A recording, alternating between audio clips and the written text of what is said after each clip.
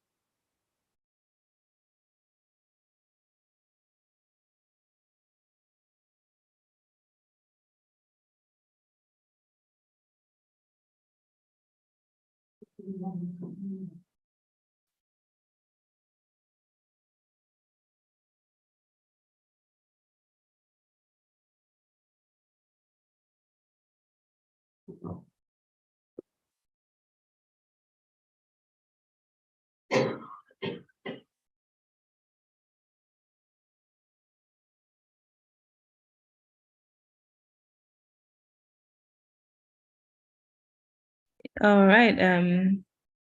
Keep on the chat coming. So many interesting business owners in the chat box. We have people joining in from all states: Enugu, Lagos, Aja, and doing interesting things as well. So we have fashionpreneurs, we have caterers, we have property lawyers, traditional wedding compare. Okay, please keep it coming. Please type in the chat box what you do, where you're from, and yeah, where you're joining us from as well.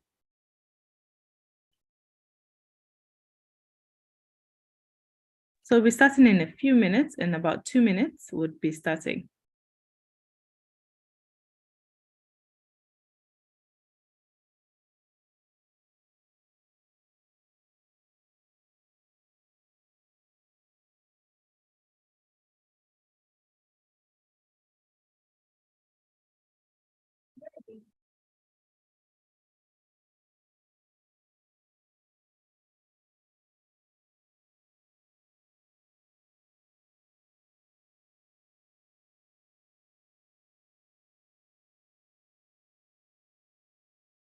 Oh, Rowena, welcome. We have someone from Guyana.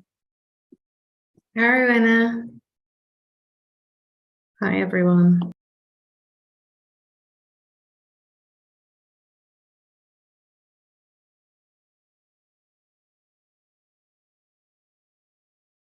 Oh, lovely. Chidima, you're typing to the hosts and panelists. Kindly type to everyone so that we can all see your chat and your information.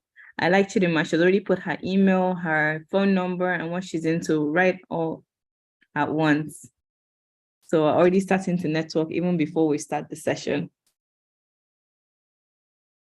Awesome.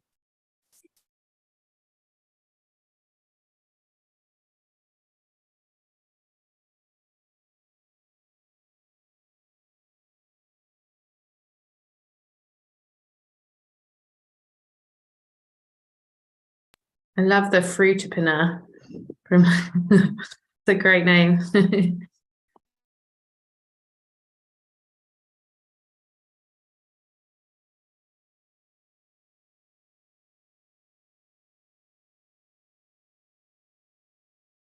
All right, so it's 2:05 or something 05 in another place. So I think it's a good time for us to start.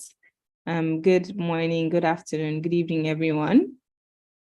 Sorry, I'm not showing my face. So my name is Halima. So I am just the host. So thank you for joining the HerVenture webinar series themed building sustainable businesses. So today on the call, we have different country partners across the various states. So we have people joining from Guyana, Nigeria, Vietnam, I think, and Kenya. All right, so I'll just hand over to Leanne to just do an introduction. So she's from the Sherry Blair Foundation for Women team headquartered in the UK. Hi, everyone. I'm Leanne. I'm the Senior Program Manager at the Sherry Blair Foundation for Women, and I work on our programs in Guyana and Nigeria. And as Halima said, we've got people joining us from a few different countries today: Guyana, Nigeria, South Africa, and you'll be hearing from some of our delivery partners and also some of our women entrepreneurs from all of those countries. I'm also going to actually hand over to my colleague, Fran, who is going to give a kind of bit more of an introduction about why we're here and what we're going to be talking about today. And then we'll be covering over 2 different panels, one with our partners and one with some women entrepreneurs. Thanks, Leanne. Hi, everyone. My name is Francisca Wilk, or Fran for short, and I do work for the Sherry Blair Foundation for Women as well as Leanne's counterpart, looking after our program in both South Africa and Kenya. We also have our lovely delivery partners from South Africa here today. You might be seeing Matsebo up there on the screen. She's got her video on. Hi, Matsebo. So the reason we're here today is because we really want to get the word about HerVenture out there. HerVenture is an app that supports women entrepreneurs in various countries. So all of the countries that people from all of the countries that we have invited here today are able to access this app. So if you haven't downloaded it already, please do so. I'm actually just going to post the link in the chat here. So please do go visit if you haven't yet downloaded the app. But ultimately, we really want to share with you the benefits of using this. It has been designed specifically for women entrepreneurs, and it's there to support those who might not have the time to join formal entrepreneurship training programs. And so it provides on-the-go support for just those little snippets of time that you might have available. You might be on the bus home or something like that, and you can literally log on to the HerVenture app and just learn as you go. It's really digestible foundation content that anyone or any woman can make use of to either start a business or to grow her business. So my ask for you today is please do share it with as many women who might be able to use this as possible. We would really like to increase our reach in all of our countries. So that includes, as Leanne mentioned, Kenya, South Africa, Nigeria, of course. And thanks so much for the great representation here today from Nigeria. But also Guyana. We have representatives from each country here today. So we're going to have a bit of a discussion about how the app has supported the women in those countries, but also to hear a little bit from all of the lovely delivery partners that we work with to understand more about how HerVenture is really supporting women entrepreneurs in each of the countries. So thank you so much again for joining. And I'm going to hand it back over to Neka now, who's the official host of the webinar today, just to give her views on HerVenture. Thank you so much. All right, thank you very much, Francesca. Thank you, Leanne, and good morning, good afternoon, good evening, wherever you're logging in from. It's a pleasure to be here. I can see all my Nigerian ladies from across Nigeria. It's unbelievable. We actually have people from Gombe. So if you know Nigeria very well, you know that Gombe is like really way up north. So it's a pleasure to be here, and thank you everyone for logging in. So why are we here? So we're here to talk about the sustainability of our business.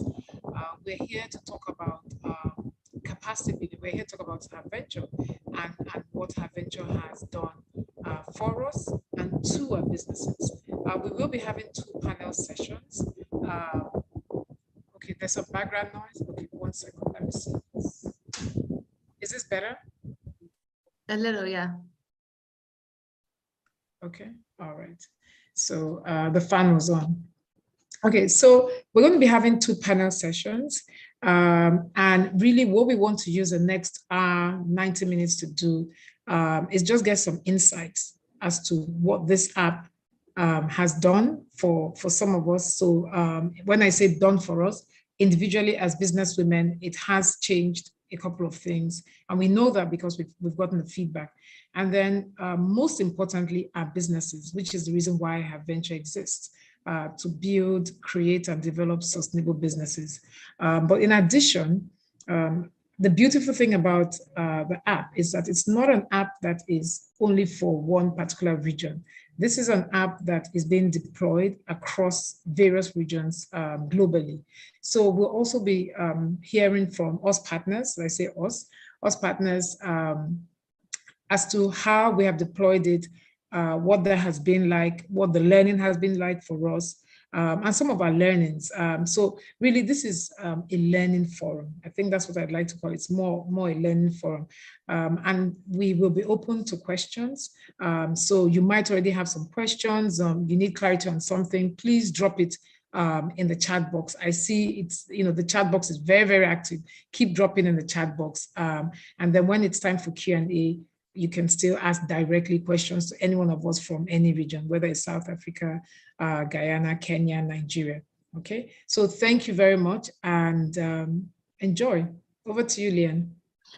Hi, everyone, again. Thank you both, Fran and Neka, for those lovely introductions. I think, yeah, what's really exciting about today is that we have this real opportunity to learn about the experiences of women entrepreneurs and business owners in different countries, how those challenges that women face are similar, are different, how we can learn from each other, and how using both this opportunity to connect with women from around the world and the HerVenture app, we can really enable more women to build their businesses, and in doing so, improve the lives of many people around the world. So I'm really, really excited to be here. And the first panel we're going to have today is with, as I've mentioned, our wonderful delivery partners. So at the foundation, we really rely on our partners in the countries we work in to help us to see how we need to contextualize our programs for the local country and the local area,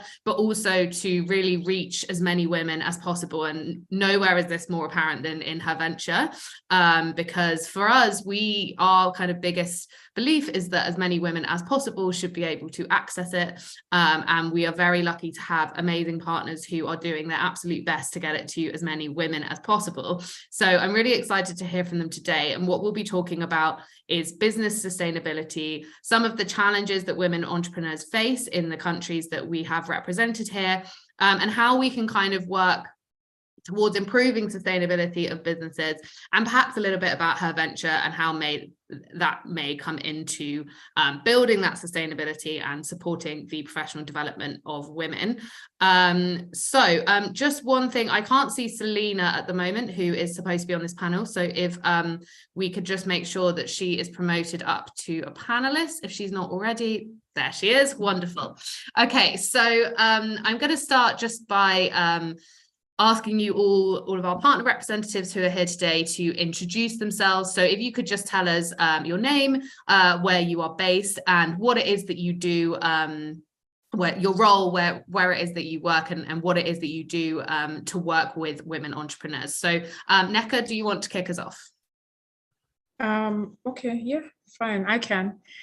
So hi everyone, my name is Neka Okekar, and I represent the Enterprise Development Center, Pan-Atlantic University, and we're based in Nigeria, but we're based across 4 states in Nigeria: Lagos, Abuja, Kaduna, and Kano. We've been partners with the HerVenture Foundation for Women for a while. I think maybe like 8 years, seven years. So we ran the Road to Growth program. And then we did that I think we had 3 cohorts. And then in the last 3 years, we've been deploying the HerVenture app. The HerVenture app was deployed the first time, I think 2-3 years ago.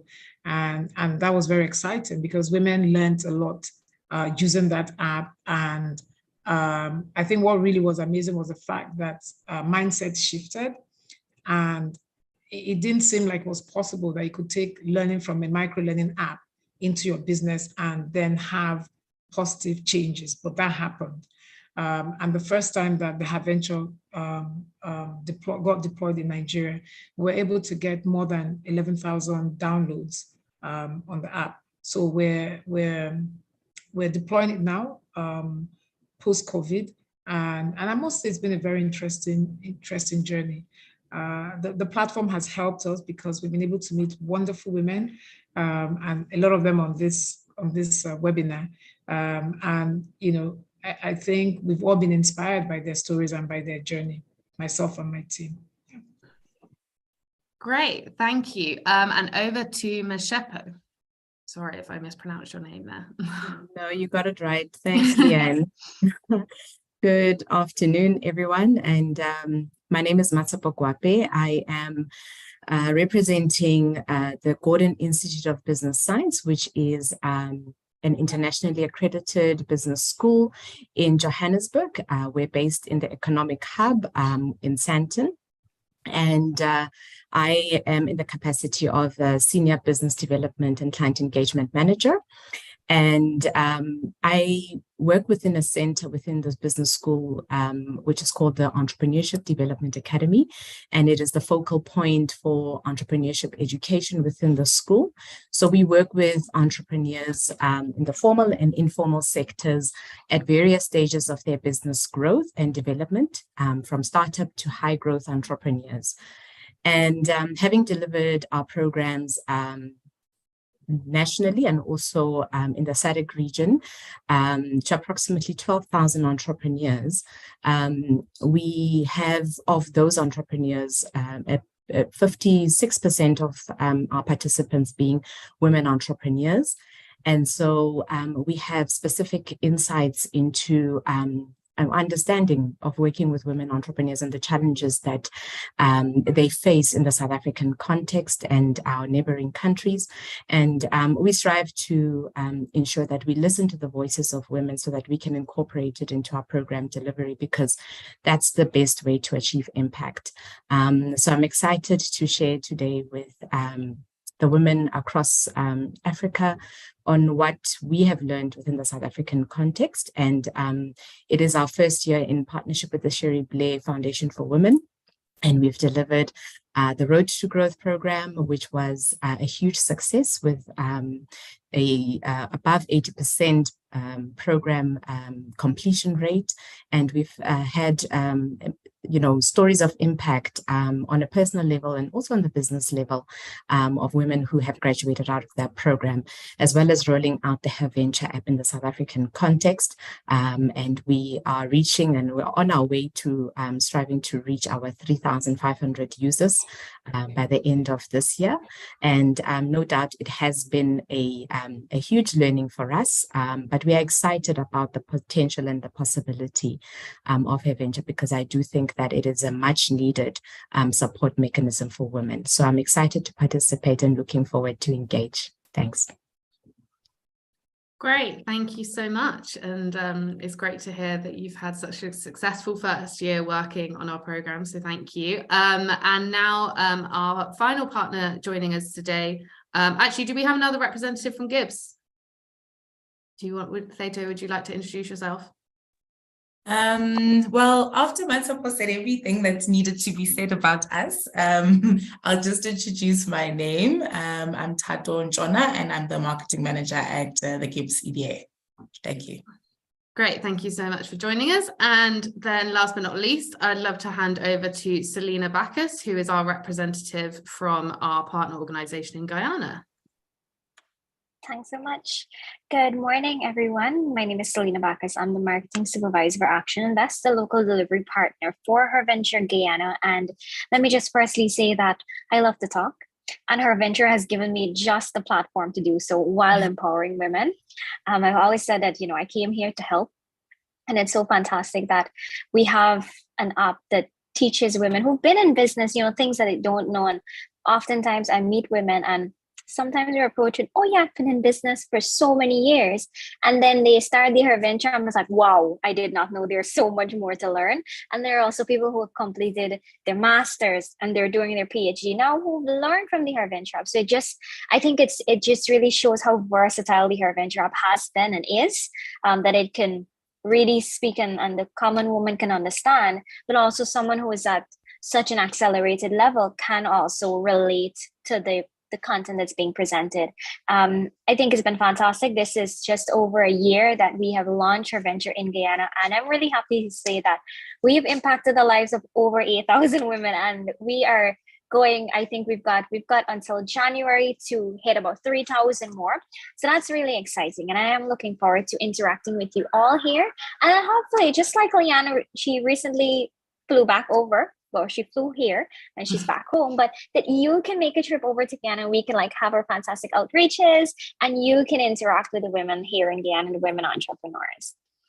Thanks so much. Okay, thank you. So I'd like to just kick off by talking about hearing a bit from all of you as to what you have seen as some of the biggest challenges that businesses, but particularly women-led businesses, face in your context. So Selena, perhaps you can start us off. We'll go in reverse. What have you seen that has been like the most challenges that women are facing in Guyana? No problem. It has definitely been access to finance. We have noticed that there's some gender discrimination that happens, but more so, we have women who, one, they don't know where they have to go to get the finance. And then when they go there, the mountain of documents that they have to present. And for someone who was now starting a business, I mean, financials, establishing or just having the financials necessary, the projected financials necessary to submit to these institutions have been a really big deterrent. But I do have, we do have the president of the Chamber of Commerce here in Guyana, Women's Chamber of Commerce on, and I would really love for her to really expand on this. But in addition to that, we've also seen that not only that, but predominantly women, they have so many facets to their life. They've got kids, they've got home, they've got other responsibilities. And we've seen this, I mean, though it's just things that they love doing, it's also barring or sometimes limiting their full potential because they've got all of these other responsibilities. And of course, they want to undertake this newfound passion. They want to make it into a profitable entity, but it's just that, there's only so much one woman can do. Yeah. So those are the things that we are really working on. And again, the HerVenture app really does tackle. It's short, it's concise, it allows them that flexibility. Yeah. Okay, great. Thank you. And Machepo, does that resonate with what you found as well in South Africa? Absolutely. And I think additionally to access to finance would be access to markets for women to provide their products and services. And I think also in South Africa, what we have seen is that, and I think research shows that, the economic participation of women, I think globally even, has wide-reaching impacts on the benefits of their local communities. So one of the, there are many challenges in entrepreneurship, but also particularly for women, is yes, the multiple, roles that women fulfill. Not only are they business women, but they're also mothers and, caregivers. One other thing is a digital divide that disadvantages mainly women and youth, particularly in the rural communities and informal economy in our African countries. And being in the education space, I think additionally to access to funding and access to markets is the access to skills. And so lack of suitable skills. I think entrepreneurship education needs to feature long before, when you're in your adult stage. I think it needs to feature in our curriculum and make entrance, especially for young girls who are in high school and about to leave school, so that they know that entrepreneurship is a career choice. It isn't a measure of last resort.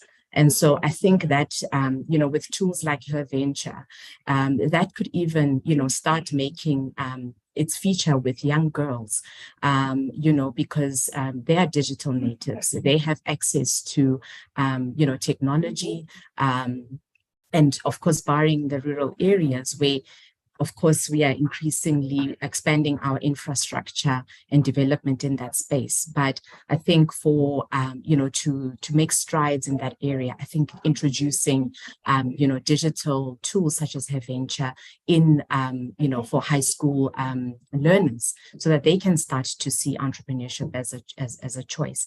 I think one of the other impacts that we've seen globally and also in South Africa is how COVID has been an impact on small businesses, and the business discontinuation rate, in fact, in South Africa grew. And I think it's mostly because some the businesses obviously were affected. But it's encouraging to see that there's opportunities, when there is challenges, there's always an opportunity.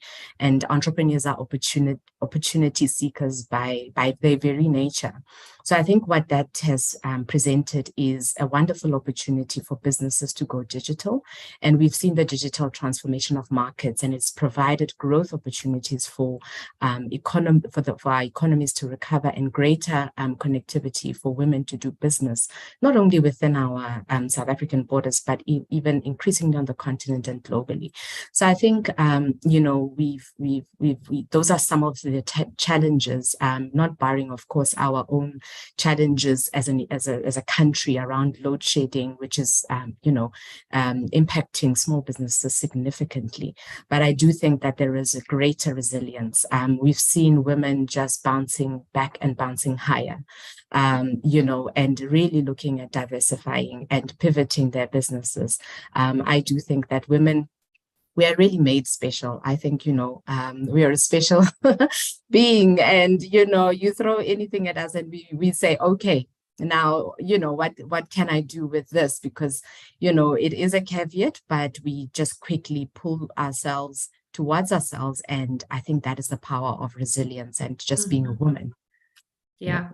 Thank you so much. And we're going to come back to the more specifically to the resilience point as well. But I think you really highlighted there the kind of layers of challenges that the women face, but also this real fight to kind of actually break through those challenges and those barriers from women and that entrepreneurial spirit. Neka, you were nodding away there. Do you have some, what's your experience? So I mean, everything that Mshepo, I'm going to have to learn how to pronounce that right before I get to see you sometime next year, hopefully. So I sort of agree with everything that she said, and Selena. But in addition, I think that for me, the challenges that we face, they're similar. And I learn with acronyms, but I have an acronym for some of the challenges in addition to what they had said, and it's MINTS. So that's MINTS. So the first M is for mindset. So that's the biggest challenge. And that's the mindset that most of us women from emerging economies have, right from formation, where you have a brother, especially for us in Africa, and your brother gets to experience, to experiment, to explore. But as a lady, as a girl child, you just get into the kitchen and get the chores done. So there's a mindset there already that is limited. That's the first. So mindset from two perspectives, that's that. And then also the mindset from those outside. The fact that why are you doing what you're doing? People not taking you seriously because you're a girl. If you're lucky to get some staff that are good and they're older than you and they're male, in Nigeria, the slang is, I get someone like you for house, meaning that you can't tell me what to do because I also have a woman in the house. So that's the first M, mindset. That's the first. So the next one is I, and that's information. And that's, so not in the past, we would say information, we didn't have access to information, but we have a lot of access to information now. But I think the ability to distill that information and what to do with that information, because there's not information overload.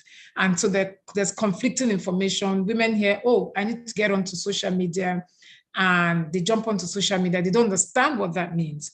And then they find themselves, they burn their fingers, as it were. So what to do with information, where to get the right type of information, and the implications of the information that you're consuming. The second one is N, and I think is networks. So that's another challenge that we face as women. entrepreneurs, the right type of networks to belong to. So how do I know which network to belong to that is not a tea party where they're just going there, showing the latest shoes and bag and hairstyle and clothes? What networks work for me? So networks, accessing the right type of networks, provision of the right type of networks is another challenge that women face. And for men, they don't have that challenge because from a very young age, they're encouraged to explore, to experiment, and expand their horizon. But for women, no, especially for us in emerging region. And then the T there is for talent. So in Nigeria, we have a slang for that. It's called Japa, J-A-P-A. So people are Japaing.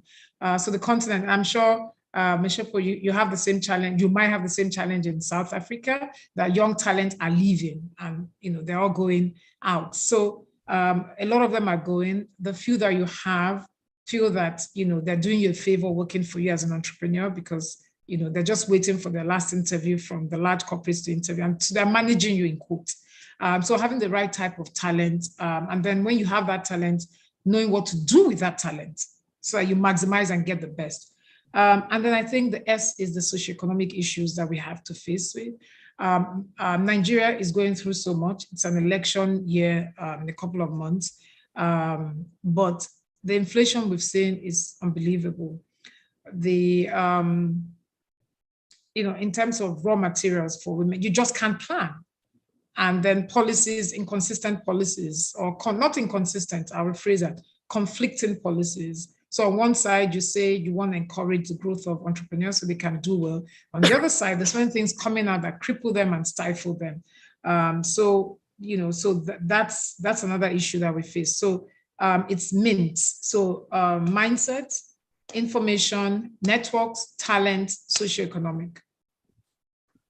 Thank you, Nneka. That's really insightful. And I think I know that in Guyana, they also have a similar problem of talent leaving, from what I understand. So it really is, there's a huge breadth of challenges that women entrepreneurs face. And as you say, knowing how to handle what is there as well is part of the battle. And I think that's where, upskilling through apps like HerVenture to kind of learn how to make the most of what is there and how to overcome some of those challenges is an important step.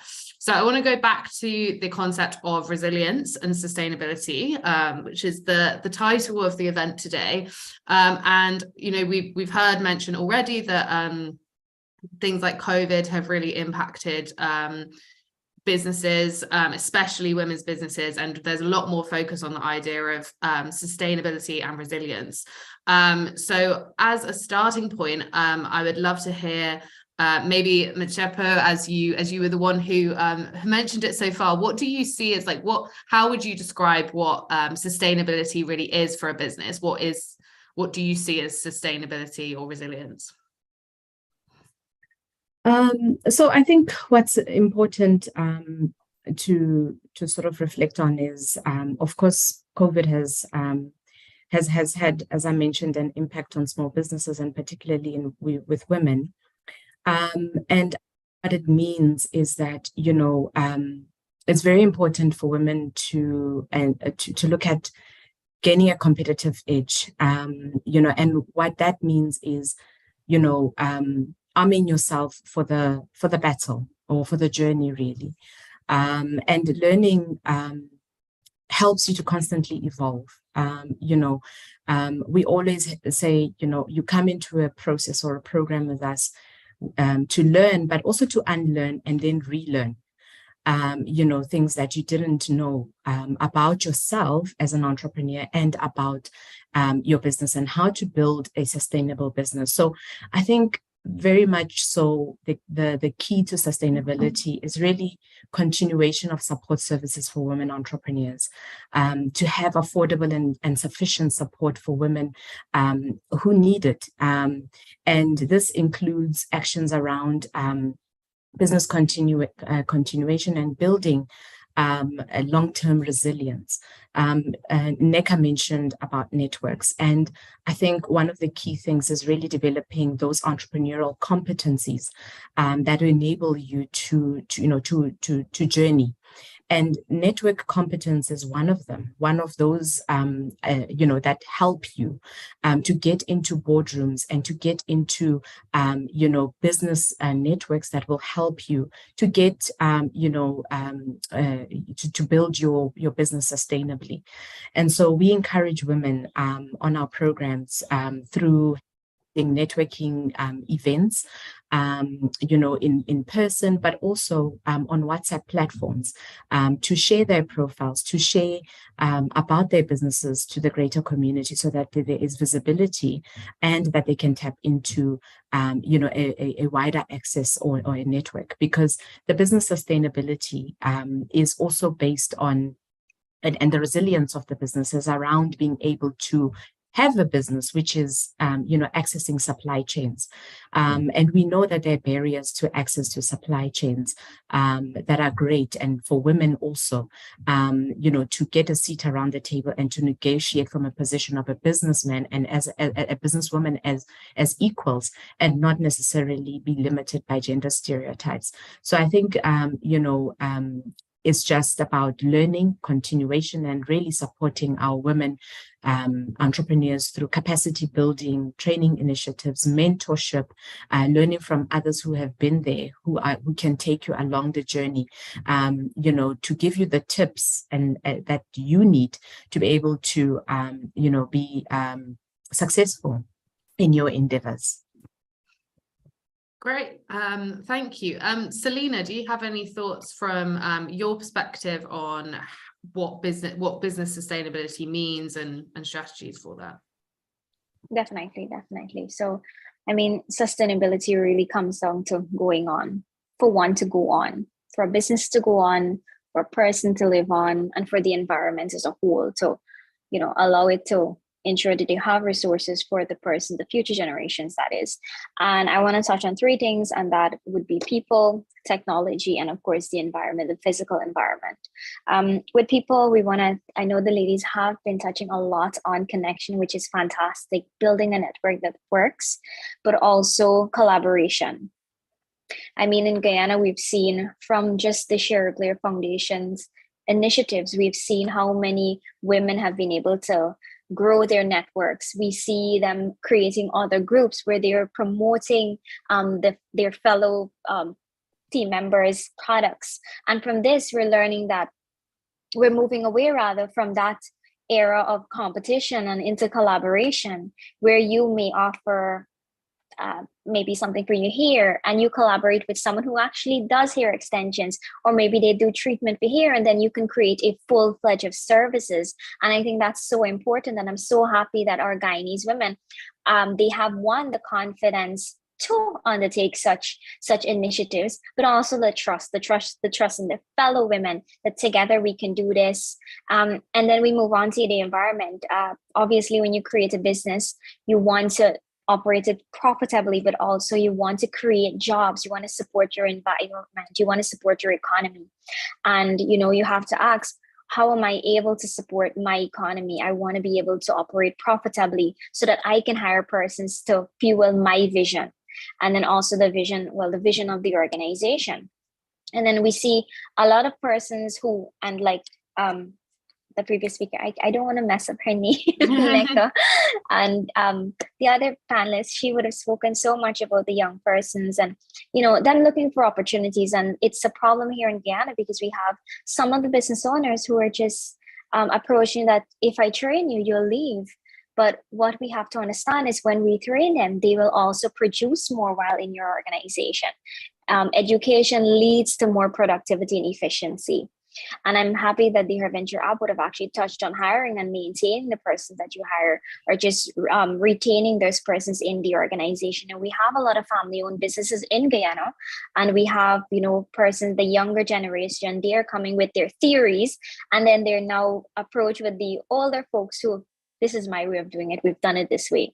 So it's really about educating both the older folks and also the younger generation about the new business practices that are happening. And it's so important. And it's very important rather that we have the tools, such as the HerVenture app, of course, and just having the persons know that it's available. So getting the people who need it to know about it. And then lastly, the technology. When we hear technology, we think money. We think it's, oh my God, it's such a huge investment. Technology can mean something as simple as getting a computer, downloading a software, Microsoft, Excel, applying a POS system. So it's really about applying technology to make processes more efficient. I mean, there are things like, instead of printing bills, you can now email a bill to a person. That way you're saving the trees, you are reducing your cost for production or your cost of sales, because now you don't have to buy paper to print or paper to issue a receipt. So these are all things that I'm thinking about in terms of sustainability. And I'm happy because we would have actually, here in Ghana, we have rolled out our mobile money track, which educates women on how do they apply mobile money, how do they use mobile money to their business. And now it creates that, it creates longevity. They can now have customers in the other regions, the extended regions, the out of town areas. So that's really exciting that we're providing these tools to them.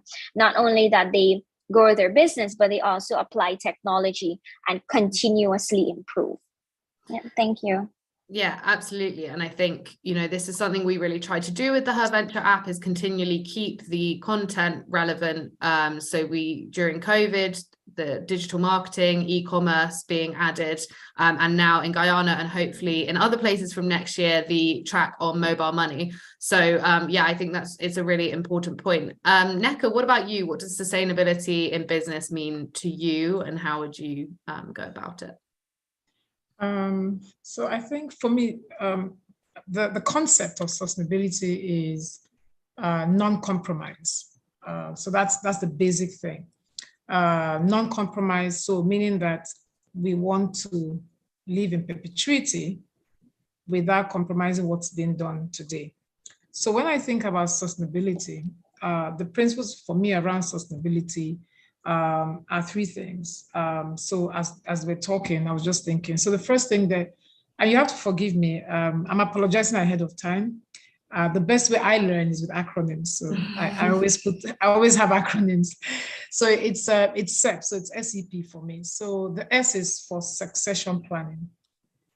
When I think about sustainability, it's succession planning. And that's critical because we cannot think about future if we are not thinking about who replaces us. And what that means is that we have to be deliberate about the choices of people, that the choice we make in terms of recruitment. We have to be deliberate and intentional about molding and grooming them because we hope a business that we set up lives for, stays for another 100 years. And the only way that can happen is if succession planning is there. The E would be around the environment. And when we talk about the environment, then we bring in the concept of circularity. We bring in the concept of recycling. We bring in the concept of zero waste. So zero waste, and Selena talked about, she talked about that, talking about mobile money and emailing rather than printing. So that's that. But, we go a step further. What do we do with our waste, our technology waste? So our computers and things like that. Are there things that we need to get rid of that would feed into the production chain of a different sector? So now we are having people take a computer waste and they're using it for art.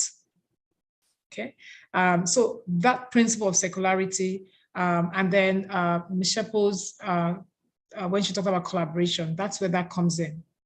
The fact that you need to, for you to survive, not to see competition more like from a collaborative perspective. Okay, so that's environment. And I think the last P there would be something that young entrepreneurs, when I say young, not from age, but in terms of how old their businesses are, struggle with. And the P is for processes. And putting processes in place that help us to scale. Because as an entrepreneur, the way you process and produce a particular service, a particular product, that's one, is not going to be the same way you would deploy 1 million pieces of that footwear, that bag, or it's not the same way you're going to deploy training to 1 million people if you're a trainer and you're able to train 50. So you need to start looking at your processes because that's the foundation that will help you with your growth. And then the last thing is culture. And culture is the glue that glues everything in together. No matter how wonderful that strategy is, if you don't deliberately build your culture as an organization, it will not work. So I think that's it for me. So it's the CSEP, which is culture, succession planning, environment, and processes.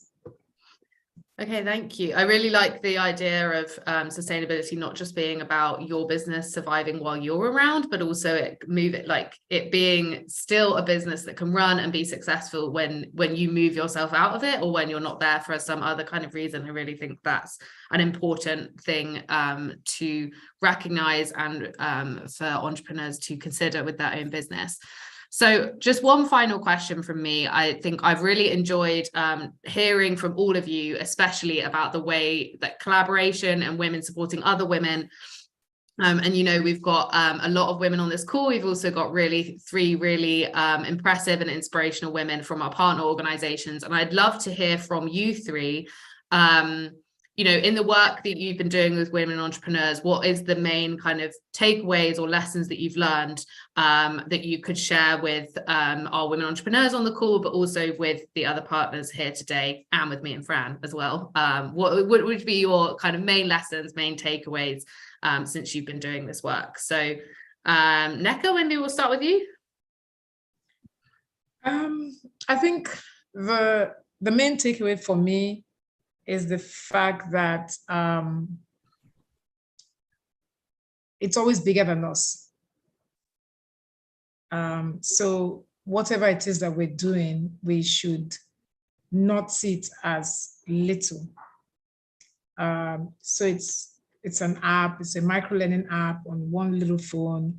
I'm an entrepreneur in Guyana, minding my business, you know, purifying water. I'm an entrepreneur in Santon. I'm an architect, or I'm a fashionpreneur in Gombe State in Nigeria. And it appears that, you know, what I'm doing doesn't matter. So one thing I have learned all these years is it does matter. We're all little pieces to a puzzle. And what's that puzzle? Building a sustainable global economy. One piece at a time. So that's one thing, that it does matter. And I say this because a lot of my entrepreneurs are struggling in my country currently. Things have been so turbulent, not just from a socioeconomic, but even from an environmental perspective. We've had floods, you know, we've had a lot of terrorism increasing. So at times it might appear like, what's the point? I should just give up. So it does matter. They are very inspiring. And for people that thought change couldn't come out of a 20 minutes lesson, they need to come and understand the HerVenture case. So I think for me, it's more inspiring, the things that we've learned. And the fact that those lessons do help, those lessons are helping them, and a lot of lives are being changed. Great, thank you so much. Selena, how about you? Are you still there? I can't see you. Yes, I am. All right. Apologies. I am, with regards to preparing for sustainability, I would think, or rather the first step in everything is to plan. You plan to succeed, you plan to fail. And I believe with sustainability, it's really no different. Now, my recommendations in this case would be for us to, we're moving towards a shared economy, and I would say for us to capitalize on that. What this means is that we co-create, we collaborate much more. And I'm stressing so much on collaboration because I know that there's so many women, and I mean, I've interacted, I've personally been on the ground, and I've met so many women who they have the individual skills, but together, and I tend to do this a lot in the sessions that we moderate, and we have where we identify women with complementing skills. So therefore, if I am doing cakes, maybe someone else is creating, they're making wines. why not collaborate? Or maybe there's an event planner in the room. Come together and see what together your skills are and what you can create holistically. So, I mean, like I previously mentioned, sustainability is all about going on. And like the previous speaker would have mentioned, it's really about, I lost my train of thought there. I'm so sorry. But really about going on. You know, how do you plan for the next 100 years? Or of course, when you create this vision, how do you plan to ensure that it is going to be there for the next 100 years? So reach out to the persons you know, and of course, everything must be taken with a grain of salt. Ensure that you're creating written agreements, because one, we're also opening up to more collaborations, but we also want to ensure that we're treating these as business transactions. You have your legally binding agreements, you have your products, you have your patents. So these things that you need to ensure that your products remain yours, but also it can benefit the wider society. It can also create more of a holistic solution for the consumers. That would be my recommendations in terms of us moving towards sustainability. And like rightfully stressed on earlier, remember to always think about what's happening to the waste. I'm so happy, and I apologize if I mixed your name up or I'm pronouncing it incorrectly, but Nika, I'm so glad that you would have mentioned this. You know, how do we utilize? We have a lot of countries that are now, they are utilizing the plastics. We have people who are using the disposed garbage, or the garbage rather, and they're creating fantastic art and they're reselling this. And then also we have a lot of companies who are moving now to creating biodegradable products. And this is really something that companies should start looking at, especially the smaller businesses. And, you know, sometimes it's always, oh, but sustainability will cost you. It's especially important that you target well. When persons and consumers can identify with your vision, your mission, they are willing, in most times, and research has shown this, that they are willing to pay that premium as long as you're remaining true to your purpose. And that is what I would like to leave with our listeners today. Thanks so much, Leanne. Thank you, Selena. And finally, Mashepo, do you have any kind of learnings that you've taken away from your work with women entrepreneurs that you'd like to share? Yes, and I think I'll start where the previous speaker, where Selena left off, and Neka touched on it, is around, you know, the environment. I think building a sustainable business is also contributing towards the Sustainable Development Goals, which are the, you know, the UN SDGs, which are called global goals. And I think, you know, when we've seen the successes of businesses on our programs is when, you know, the entrepreneurs connect with their why, you know, and connecting to solve the problem. And I think the SDGs, you know, by their very nature, are about improving our environment, because we only have one Earth, we only have one planet, and we need to look after it. And so I think, and in solving our social, economic issues, I think a lot of it, if it's tied to the why, and also their Sustainable Development Goals, we've seen great successes come out of sustainability of business, because you can then measure the impact as well. And innovate around finding solutions. And so, you know, we spoke about zero waste. I think Neka mentioned the principle of circularity, recycling and zero waste, where we've seen innovations. In fact, I see Cynthia Tutsi has just joined, and she's a wonderful case of an entrepreneur in South Africa, a woman entrepreneur who has adopted that principle of circularity, where she's creating products out of recyclables, and amazing products that we've continuously supported, you know, and continue to support the growth and sustainability of her business. And then, of course, the other thing that we've seen, and the previous speakers mentioned, is around collaboration. Collaboration is very important. And I want to take it a step further to say, before we even collaborate, we need to know each other's stories. And I think there's so much power in the art of storytelling with entrepreneurs, because we all wear the entrepreneur jacket that says, you know, you wake up in the morning and you need to go and be successful. And of course, it takes a lot out of you. It is a lonely journey. And I find when women come together to learn, collaboration, yes, does happen. But I think where the connection and the magic really happens is when they tell their stories, they connect. And that resonates with women, because the challenges that you face are equally challenges that I face. And, you know, and we can learn from each other. And that's when the beauty of collaboration happens, is when we can identify with each other's journeys, and then be able then to say, how can we support each other to access those markets, to collaborate on joint ventures, to access funding, to tap into industries that are previously male-dominated, like agriculture and construction.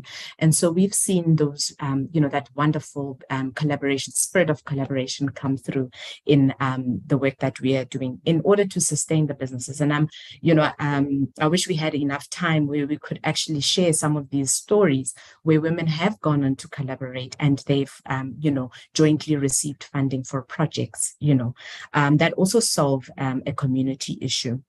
And I think lastly, it is the confidence. We've seen, women come out of our program having, reporting just how they have improved their confidence by learning skills that they were very afraid to learn, like finance, understanding your business finances and also your personal finances, and having a confidence to be able to talk to your financials, about your financials, to have meetings with your bookkeepers, and ultimately stand in front of potential investors and be able to pitch your business, because you understand the why and the problem that you're solving. You've gone on to collaborate, and then you've got the confidence to be able to stand and pitch for that finance, or even access into supply chains. So I think that is what we've learned as the keys to sustainability. And above all, it really is about keeping innovating and reinventing. There definitely is an opportunity as you're scaling, as you are learning the skills to run a business and put in the processes and in place and procedures. It is about really freeing yourself up to innovate and reinvent yourself and put your mark into the world of business. Great, thank you so much, and thank you to all of our partners who have come along today. I think possibly best if we move on to the next panel, and then at the end, if anybody has any questions for any of our panelists today, we can go through some of those if we have time as well. So with that, I will hand over to Neka, who is going to be moderating the panel with our women entrepreneurs. So I think we have Cynthia, we have Zawaria, we have Rowena, and also Upasana Mudlier needs to be promoted up to panelist, please. She's going to also be joining us from Guyana. And with that, I will hand over to Neka, who seemed... Okay. Oh, yes, Thank you very much, Leanne, for that. All right, so great. So I cannot see the ladies. So Zuera, Rowena. If we could promote Upasana up, that would be great as well. Also, just want to say, Cynthia, by the very nature of being in South Africa, unfortunately, we struggle with load shedding. So I think she might be in and out. So just bear with her, but I'm sure she'll dial in a second. Okay, all right. How about Zuera? Are you here? Yes, I'm here, present. Okay, fantastic. Okay, so we have Zuera and we have Rowena. Zuera from Nigeria and Rowena from Guyana. Okay, so thank you, ladies, for coming on. So I think I'd love to start this conversation by just getting to know a little bit more about the three of you all.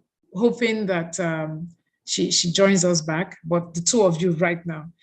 So could you just tell us a little bit about yourself and your business? What kind of business are you running? At what stage is this business? Is it a startup? Is it at a growth stage, expansion? Just talk to us about the business. And then after that, we'll talk about what your future hopes are for the business. So I'll start with you, Rowena. Thank you, Nneka. Hi, everybody. For me, I think I am just a little bit different in the where I'm coming from. So I am not a current business owner, but I work with women in the business, in their own businesses from the Women's Chamber end. So I'm the president of the Women's Chamber of Commerce. This is my second year, currently in my second year of being presidency. So what we do is, while we also focus on women-led businesses, a big part of what we do is women-owned businesses and entrepreneurs.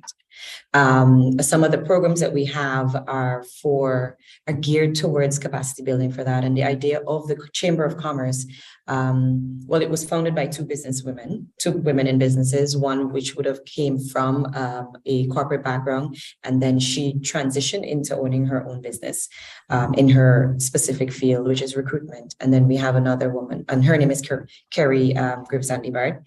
And then we have another woman in business, and she is Linda Danzy Black, and she is based in training and mentoring. And so that's her business. But these two women basically found the need to create the Women's Chamber as it relates to creating a better business environment for the young entrepreneurs, and also to create alliances and partnerships among women-owned businesses as it relates to building them professionally and personally, educating them and building capacity in their own right to basically be able to access the value chains here in Guyana and beyond. So for my interaction with women in business, it's pretty much as most things that you guys would have said before, and what Selena mentioned in specific to Guyana. There are a lot of things that we face here as women in business, and interacting with the women of the chamber on a daily basis.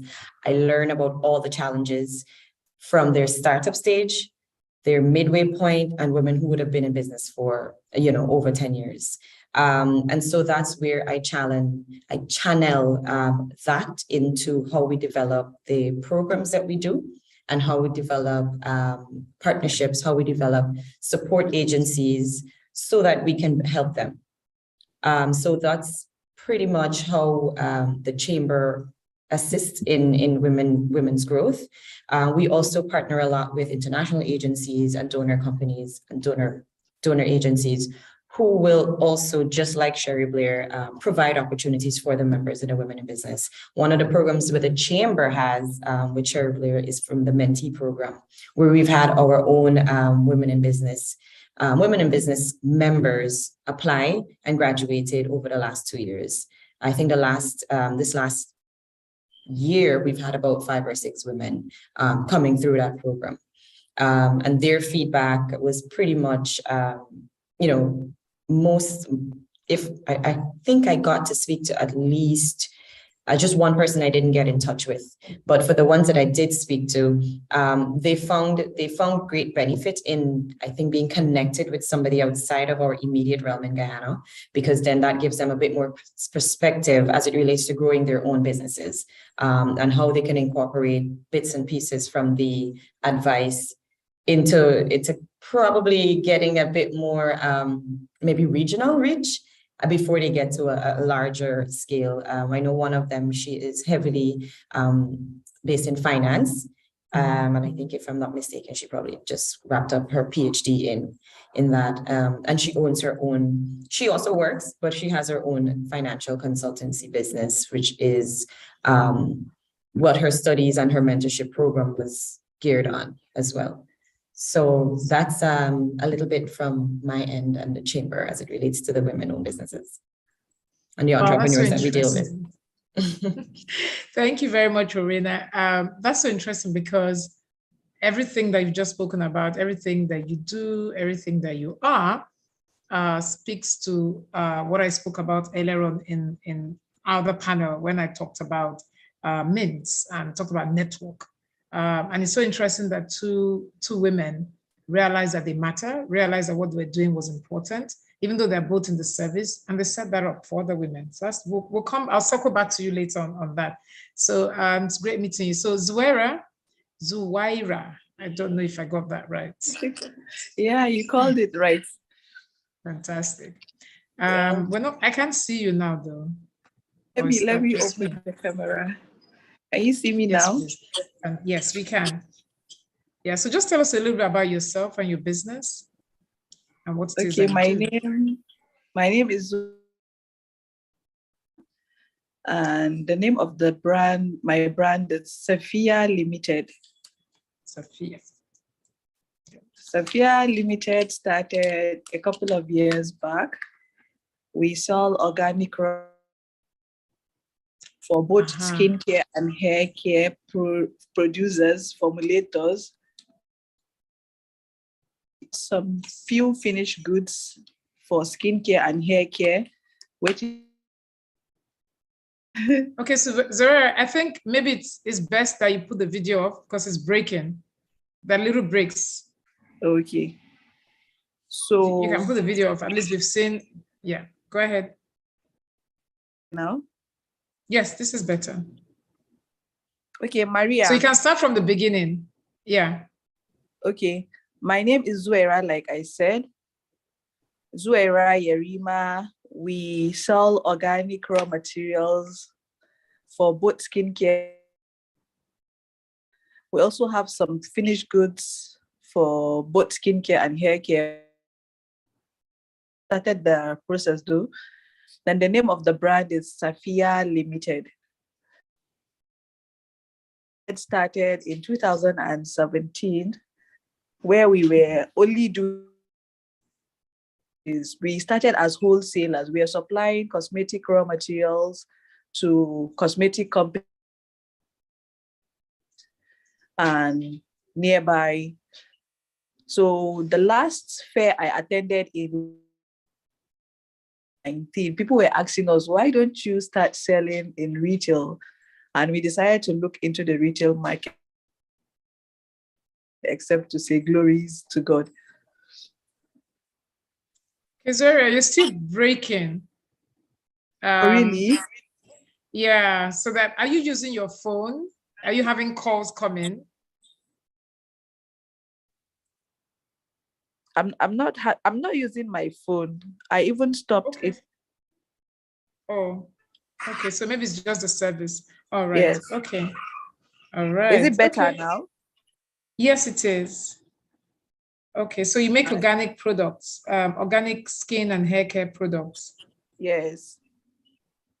Okay. Okay. So your business is 5 years old. So what are the hopes? Yeah. So when you think about your business in another 20 years, we're talking about sustainability, right? Another 30 years, what do you see? In another how many years? 20 or 30. Years. Okay, when I started my business, it was actually a 20-year plan I had in mind. And the plan is working according to how we planned it, even though we along the line.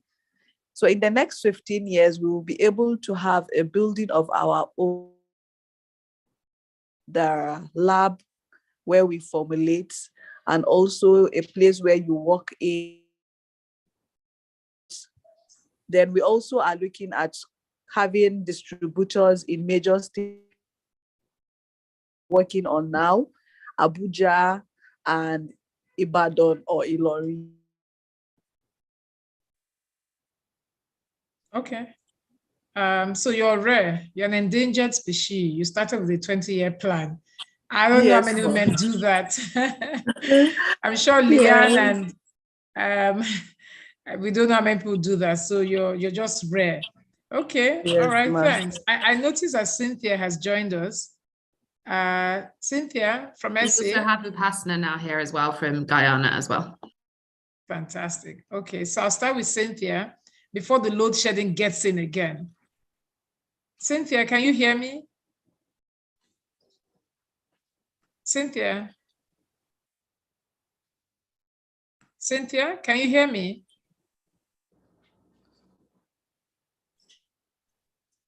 Cynthia? I'm not sure she's able to, she's hearing what I'm saying. Yeah, she's just dropped out again. So maybe if we move to Ooh. Upasna. Okay. Upasna, can you hear me? Maybe it's I'm the one that has a problem. Hi, good morning. Okay. Good morning. Great to meet you, but we can't see you. Can you All open right, your just video? a minute. Yeah. Hi, morning. Hi, Upasna. How are you? Good, good. Great to have you here. Same here. Thank you for the opportunity. Okay, right. Do you want to just tell us very quickly what you do? All your right. business, what's the name of your business, what you do, and at what stage your business is currently? All right. So my company's name is Denmore Garments Manufacturers, Inc. We're a garment manufacturing company. We're based in Guyana. My business we've been in existence since 1997. So we're 25 years in business. I am the director and the company secretary of the company. So we basically, our company do from sewing of safety wear to lingerie wear and everything in between. Fantastic. 25 years. Yes. Okay. Are you the founder or co-founder? No, my father was the founder. So I've been in the company for 7 years now. Yeah, about 7. No, not 7. 9 years, because he died 10 years now. So I came on board when he passed away. That's even that's exciting, because that means you're second generation. And the Yes. conversation we're having today is around sustainability.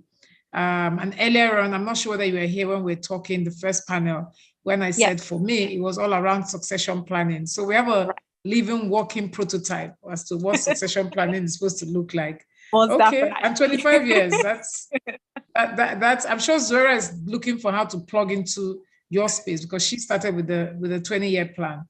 Okay, all right. So I'm going to go back now to, is she back? I don't think so. The load shedding say Yeah, Cynthia, can you hear us?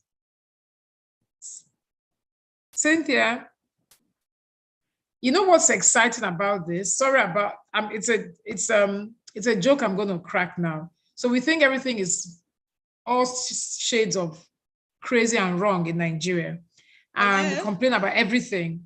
And to us, South Africa is, from an infrastructure perspective, they seem to have it okay. So watching Cynthia struggle with internet like this, I'm like, okay, fine, it's not that bad. So that's another challenge that we have, infrastructure. Hi, Cynthia, finally. Hello. Hi, Cynthia, very quickly, before the load shedding gets to you. Yes, Cynthia, go ahead. Can you hear me? Hello? Loud and clear, Cynthia. Okay, let's quickly do this. But no electricity, so there's problem with connectivity here. My name is Cynthia Tusi, and my company name is called Flow Collection. It's a company based in Johannesburg, in an area called Diepsloot, a very impoverished area in South Africa, Johannesburg. It's more of a slum area. What I do is my business does manufacturing of bags using recycled material. I support the green economy by using litter to make beautiful bags, which you can check out on my Instagram page, which is Flow Collection. Flow meaning elephant, TLOU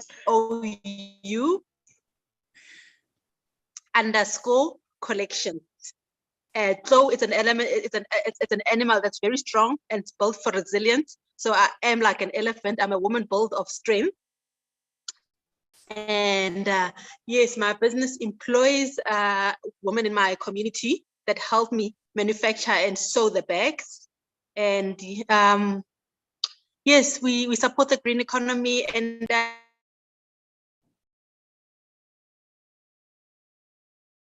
Cynthia, you're muted. Are you there? Yeah, I can hear you now. Yes, I was saying I would like to leave a legacy. I would like my business to outlive me and have the generation behind me.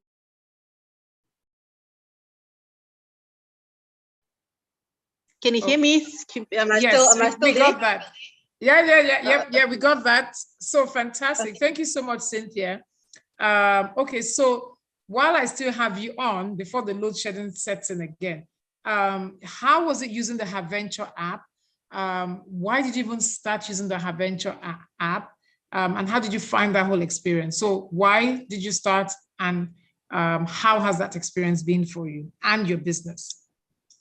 As a small business and struggling with finances and being unable to separate my business from personal finance, my venture app was able to help me structure my business in helping me how to process my finances and tracking my cash flow and be able to separate the two so that I can see whether I'm making progress and profit out of my business. All right, fantastic. Okay, how about you, Rowena? How was the app for you? Pardon? No, I said thank you. No, so I'm asking the same question to another panelist now. So for me, I actually downloaded the app when I was introduced to Ministry of Human Services event, but I downloaded it just to go through it. And similarly, we have in the chamber, we have something that is similar, but the app is a little different in that it really is on the go and you can do it on your phone. So I just downloaded it and I went through parts of it just because it's also something that in having that relationship with Action Invest and Selena, we also just encourage persons on whoever we meet from our end and even our members to just take advantage of all the resources that are available. So for me personally, I haven't gone through the entire app, but the bits and pieces that I've gone through, I actually think it is it's quite interesting in helping somebody to streamline what you already have, similar to what Cynthia mentioned. Like, I think it can easily get you on track. And again, with finances, I think a lot of us struggle as it relates to separating your business and streamlining the finances there. And we don't understand how important that is when we want to access financing from the lending agencies, from a donor, for a project. We just don't realize how much we need to get those things in order. And I think with the app, it takes you through that, seamlessly, and it's really user-friendly, I must say. But I learned also from one of the events I went to, Celine invited me to, that there's somewhat of a connection that you can make with other users in the app. I think that is amazing. That's a really good feature of it. And in addition to the new module that we added here in Guyana with the mobile money, that part, I didn't understand it initially, but then as I got to the event and it was starting to explain it, I'm like, okay, this makes sense. And I myself personally wish more people had mobile money so that I can use it and pay my suppliers or my bills. So I get where the business women are able to incorporate this and have a seamless transaction, an end-to-end transaction, I guess, with their customers and even their suppliers, because they can pay suppliers on the app using mobile money. So I think overall, the HerVenture app, I can see the value. I definitely see the value in it, and how the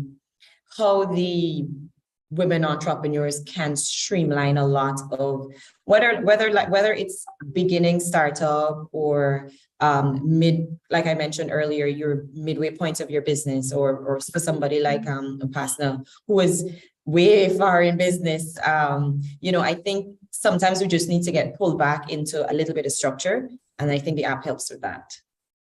Fantastic. Thank you so much. How about you, Zoera? Okay. In my own case, I wasn't too fine school. The mathematics part of business, I didn't like maths.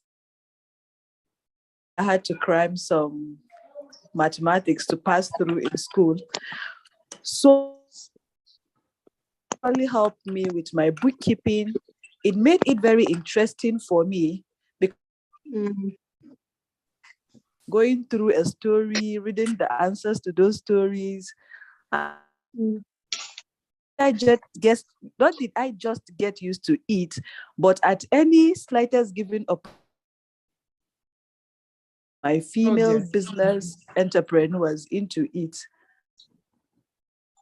I was telling somebody about it, and she was just, I didn't even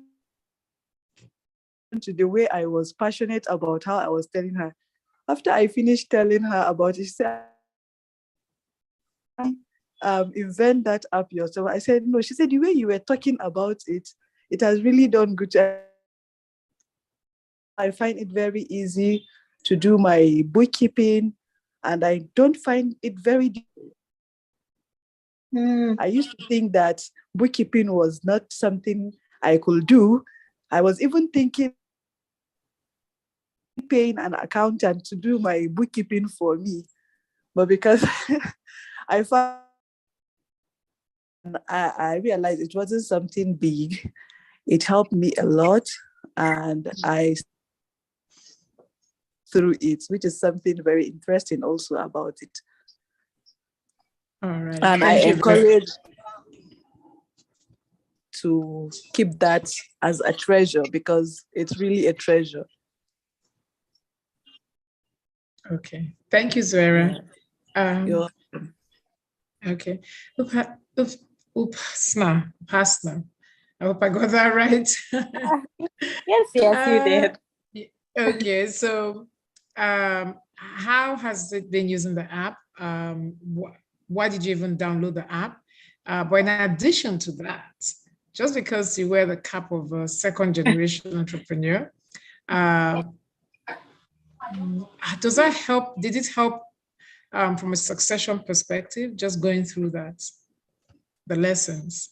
Okay, so for me, all right, how it is that I downloaded the HerVenture was that the Sherry Blair Foundation actually have done in terms of you have the Road to Growth program that they're having where they train female entrepreneurs. So I was a part of the pilot batch in Guyana.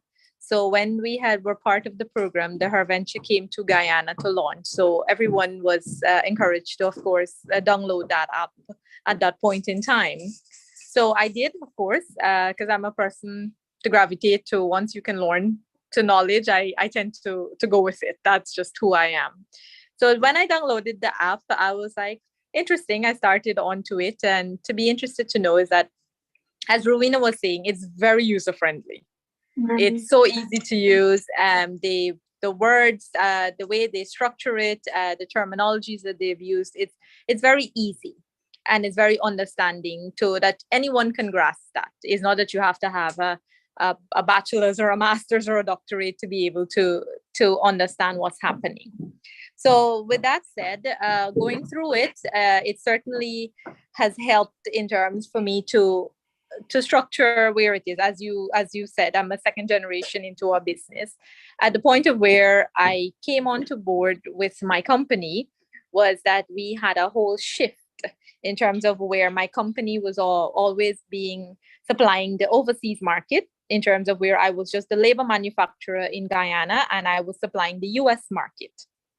Then their laws, the trade regulation laws have changed. And as a result of such, of having a change in it, I had to come onto the local market in my country.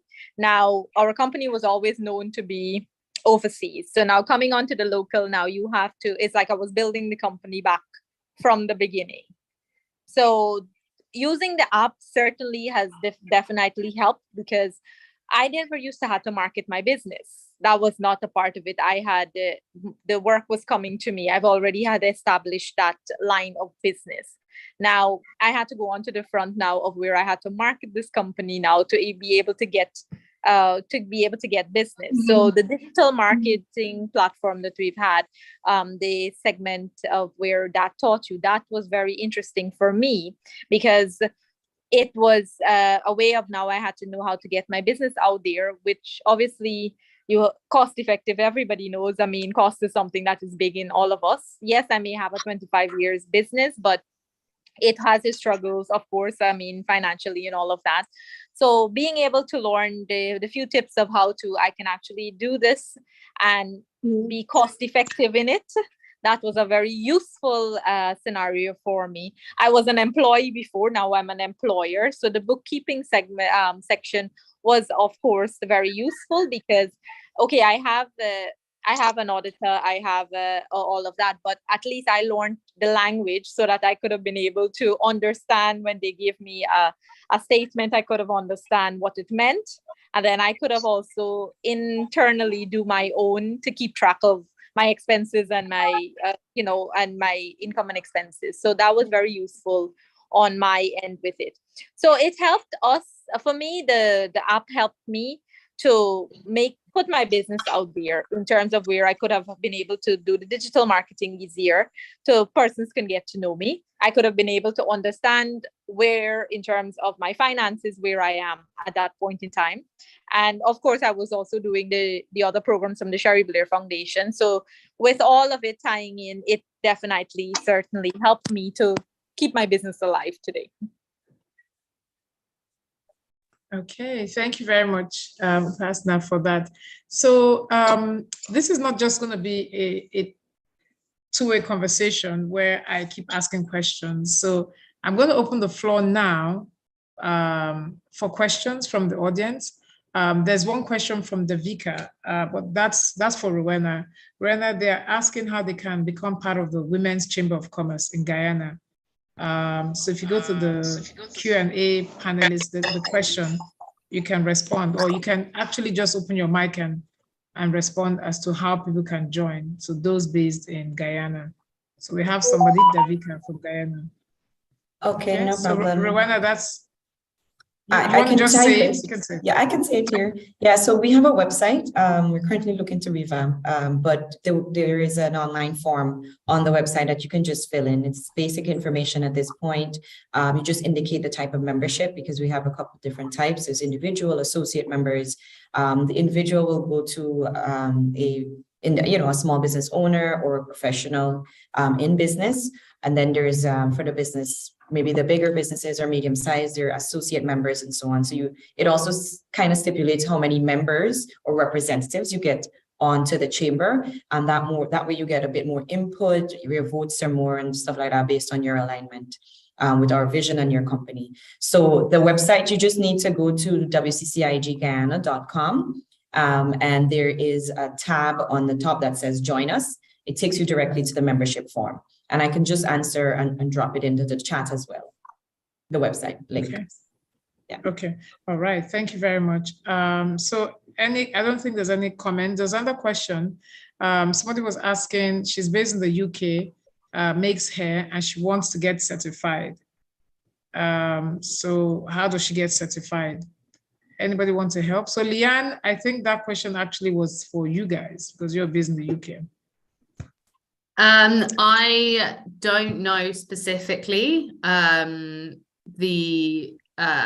terms of providers in the UK specifically for hair, but what I would suggest is there are a lot of colleges that provide training that would then lead to having a qualification in that, and then I would suggest doing some kind of training from the kind of business management side as well. I'm unsure from the question whether she is still based in the UK or going back to Nigeria, but either way, I think the best thing to do is kind of do your research and get as much training as you can, so that you're really in a position to start yourself off well, and hopefully take on some of the advice and lessons from today in terms of how you kind of keep that learning going and think about your future in a kind of sustainable way.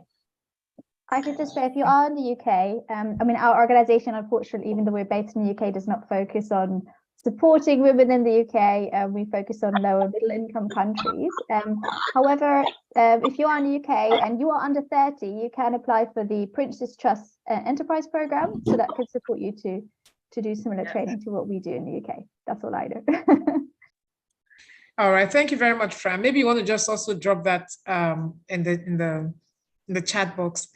So there's a question for you, Sandra. They're asking, what were the things your business had in place that made it easy for the succession planning? Upasna, that question is for you. Hi. All right. So for us, our business, definitely, we had a manual of where we had everything stipulated structure wise. Okay, sorry. When it came to how it is that how do you get an order in? How is it that you process it in the company? How does it that you package it? You know, all of that. We have a manual that stipulates everything. So in that way, if it is that the one person was not here, somebody else could pick that manual up and take it onto it. So you had a structure. So that was key for us. And also you have, in terms of, I won't say rules and regulations, but you had regulations that you must follow, be it in terms of the law of the government of Guyana laws, and also we had our own regulations within being as a company to be a part of it. Because our company was for the international market for most of its life, each client that we have worked for, they all had their own standards. So we had to have followed each and every one standard. So they gave you a list of what you must do, the do's and the don'ts. So for that, when we did leave the international front, our company took the same do's and don'ts and continued this for the same local line. So it's not that because I'm on the local front, then there's no rules or there's no do's and don'ts on my end. So that helped us tremendously in terms of having systems in place to help the company go forward. All right. Okay. Thank you very much. There was another question I saw. I think that was for that's for you, Leanne. So somebody's asking, what incentives does HerVenture have for women entrepreneurs who participate in the learning and have obvious needs for support? Sure. So I have a feeling that's for cash. They're asking about. Well, this does vary a little bit from country to country. So as I referenced right at the beginning, we work really closely with partners on the ground in each country to make sure that everything we're doing is relevant locally and is feasible locally as well. So for example, right now in Guyana, there's opportunities to win mobile phones through completing HerVenture tracks because we've partnered with a local telecoms company, GTT. And similarly, there have been different competitions I saw in Nigeria last week to win data. If you complete all of the tracks on HerVenture in Guyana, you get a mug or a piece of merchandise. So there are various different opportunities to win things as part of, I know in Nigeria we had winning kind of mentoring sessions or advice and things like that. I think in terms of kind of cash grant or loans, that's not something that we do directly with our programs. However, we do have other programs both through like HerVenture and, as Upasna referenced earlier, more intensive training programs which focus on how you can have these strategies and be prepared to apply for finance from institutions like banks and other investment opportunities. So at the moment, no direct link to that from the app, but you know, lots of opportunities to meet people, to go to different events and to really improve your knowledge to help you get to that stage in your life, in your business. All right, thank you very much for that. So there's a question from Isa. It says, how can a startup deal with market that is price dependent, meaning that the higher you invest, the lower your cost of products? Okay. So I think that question would be for anybody. How startups can deal with a market that I think is very price sensitive is what the person is trying to say. So you're entering a market and it's a price sensitive market. How do we deal with that? So I guess this is for anybody, including any of the partners.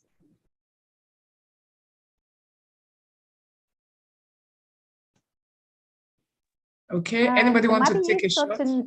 I was just going to say, it might be useful to know where Isa's from, because it might be depending on the country context as well.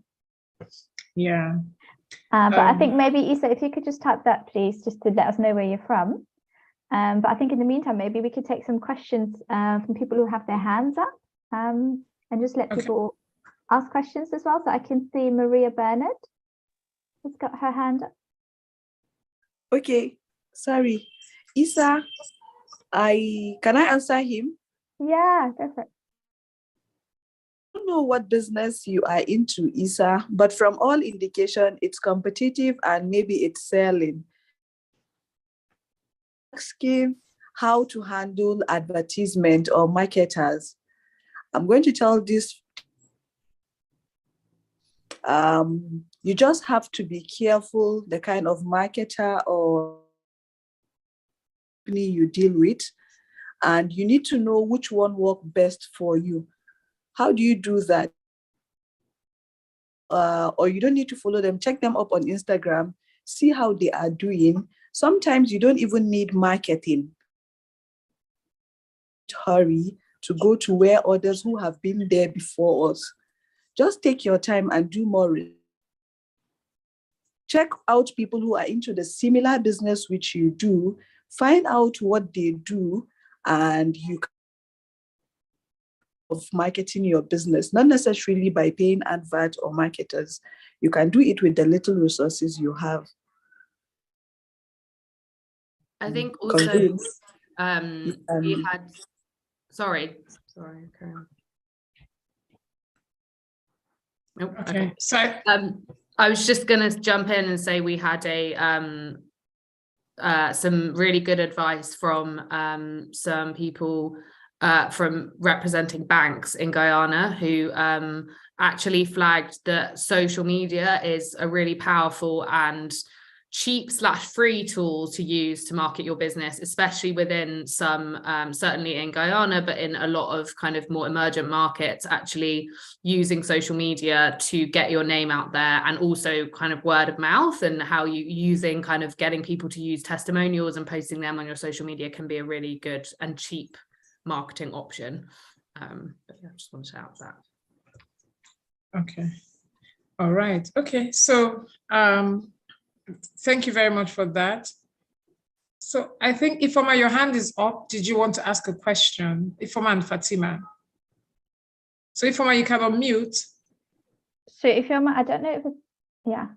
Is it possible to put Ifoma? Can she unmute and ask? should be. We can see her now on the main screen. Ifoma, can you unmute and ask a question? Okay, Fatima, you have your hand up. Oh. So I was just going to say, if I might actually ask, so still in the startup or concept stage, and how can she get rid of fake products? Sorry, do you want to ask the question? I think you're unmuted now. Sorry, go ahead. Can you unmute? Yeah, unmute and ask a question, but no, Ifoma, your hand is up. So did you want to ask us a question? Do you want to ask us a question, yes. Ifoma? Yeah, go ahead and ask your question. Yeah. Hello. Ifoma, go ahead and ask your question. Hello, Ifoma, ask your question. Can you hear me? Yes, hello, we can hear you. Can you hear me? Yes. Okay. My question, as I am still a novice in this business. I am on the startup stage. So I want to know how one we get rid of fake products, to identify fake products, or to know which product to start on. Thank you. Okay. So hello? To identify, so are the fake products competing with your products? I'm just on the startup stage. So I just want to know how one can identify a fake product in the market. Hello? Okay. Okay, so I think the best thing for you, Ifoma, would be for you to source genuine suppliers, because on your own you will not be able to you will not be able to know just by looking at the product.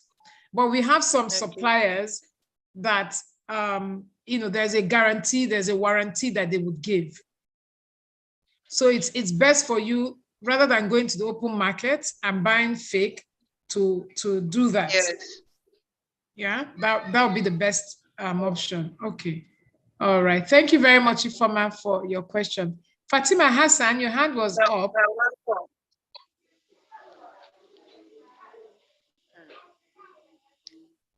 Fatima Hassan. Halima, you're here. You're the host. So you can mute Ifoma. She can't hear anymore. But she's asked her question. We've responded. Fatima Hassan. Okay, your hand is down. Nana Usman, your hand is up. Yes, Nana, you can unmute and ask your question. Good afternoon, ma. Good afternoon, Nana. My question goes like this. I just started my business earlier this year. So like it's just a startup business. But the problem I'm having is long-term debt with my customers. Like some of my customers do hold my money for a long period of time, and they even get to hold my capital. Like as I'm talking now, I don't even have capital to go out there in the market and buy another product for reselling. Like I sell baby treats and perfumes like this, but the customers are not helping. So I don't know, please, if there is any advice that you can give me on how to go on with this long-term debt from customers. That's my question. Thank you very much. Nana, where are you based? Kaduna, Rugachkun, Kaduna. You're in Kaduna. Okay. All right. So I think, yeah, Hello? Zuera. Yes, Yeah. Zuera, I was going to ask Zuera. I think, Zuera, you can answer that. I must say, Nana, right, that this is something we in the northern part of Nigeria face a lot. But like we all know, even as startup, not everybody is your customer. Experience.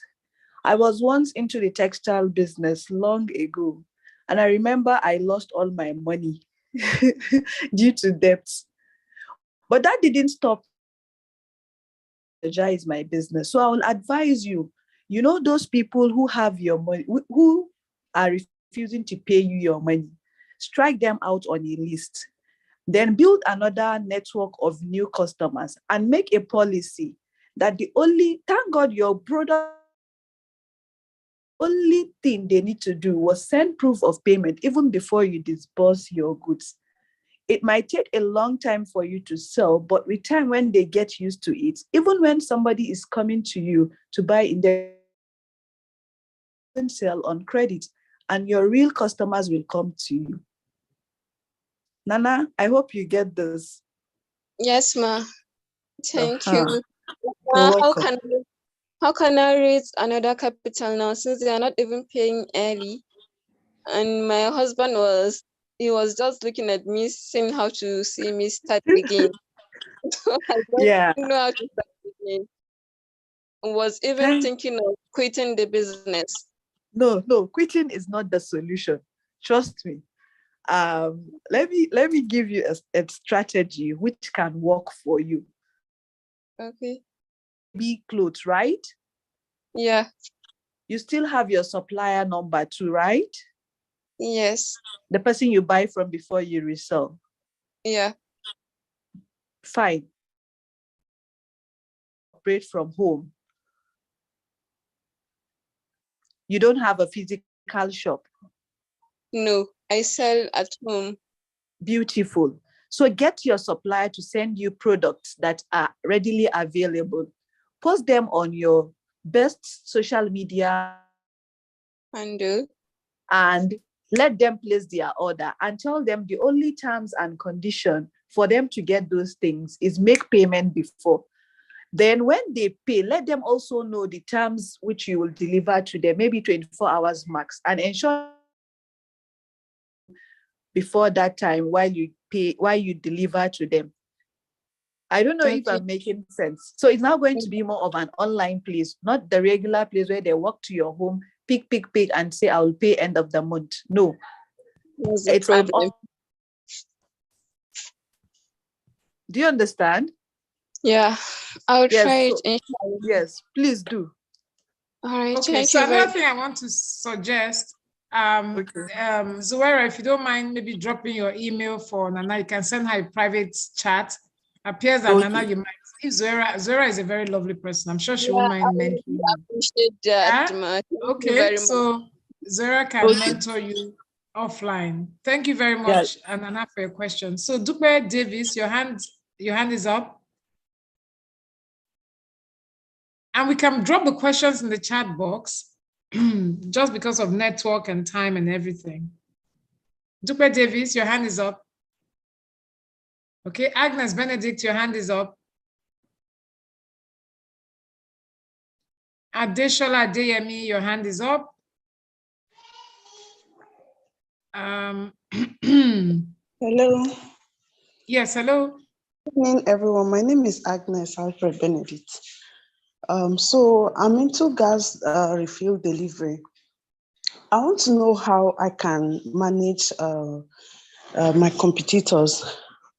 So there's this particular one that is close to me. He always called me like a customer, and make inquiries of how I do my things. Like maybe ask me, okay, I want to buy gas. How much is this cylinder? I will tell him. How much is this cylinder? I'll tell him. Okay, you don't sell in kgs. As in, he's like he's inquiring from me to like improve his business, and he's trying to win my customers over to him because he's like, when he knows my price, he goes back and then reduce his own price. So please, I want to know how I can manage such competitors. Okay, so I think maybe, thank you very much, Agnes. I think I can take that for you. So you can't go into a price war with him, no matter what it is that you do. Don't even do that. You hurt yourself at the end of the day. But I think the best thing would be to work on your services. And since you already know this person, if he comes back, you shouldn't really be having very long conversations with this person. That's one. But I think you need to develop some services that you can offer your customers that makes you different from other players in that industry. So because you're doing gas distribution, the thing that you could do would be services around maintenance, services around safety, services, things like helping them check the cylinder. Most people don't know that the cylinder has a lifespan, and after a time, you're not supposed to use it. Checking the gauge, the pipes, and things like that. That's something. So not just sell the gas, but offer them advice and offer them some consultation. That would definitely separate you. The second thing is that you need to realize that in business, you need to define the business that you're in. So a lot of players in your industry would do delivery and say that they differentiate themselves from that. But that also comes with a cost, and that's a totally different business completely. So that's logistics. It's not the same as just filling of gas. So before embarking on that is to do a proper analysis of what that means.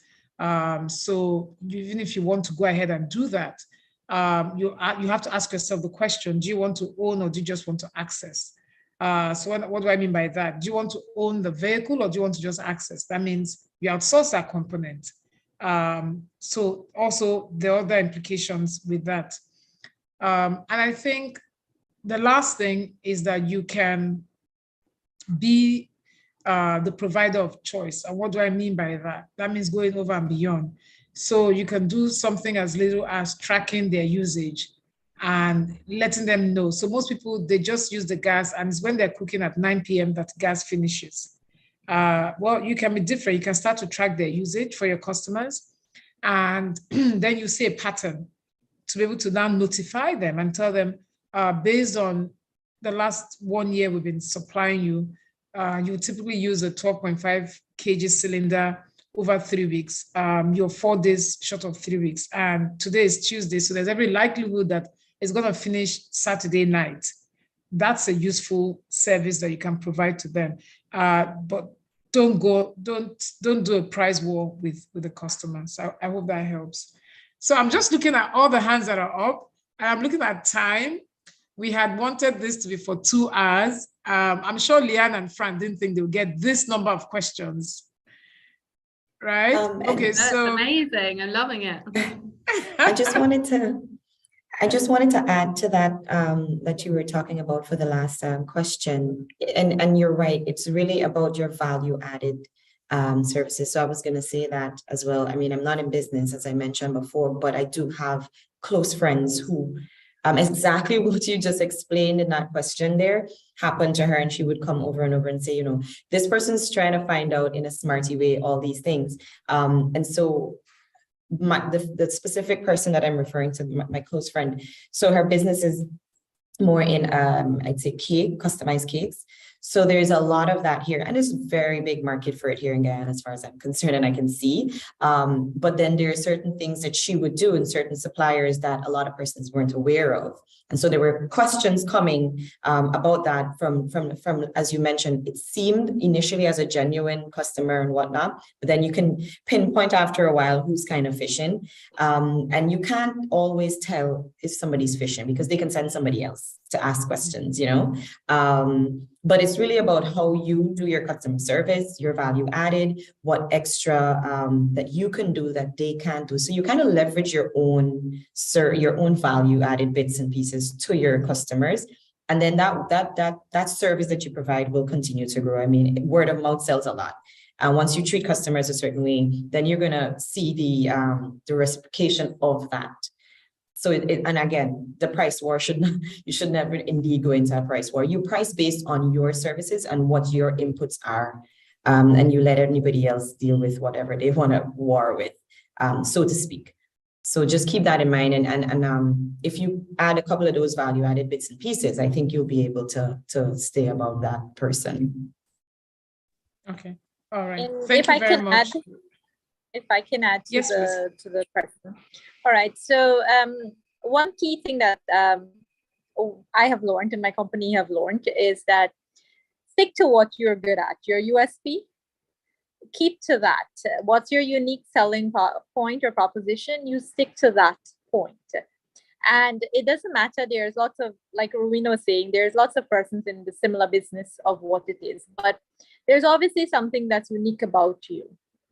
And always keep that. Okay, persons will come, persons will ask, but ensure that everything that you're saying is what you deliver. Do not try to emphasize more onto it because you'll put yourself in a problem at the end of it. What you put out there is exactly what you can deliver. Do not say that you can do something and you cannot.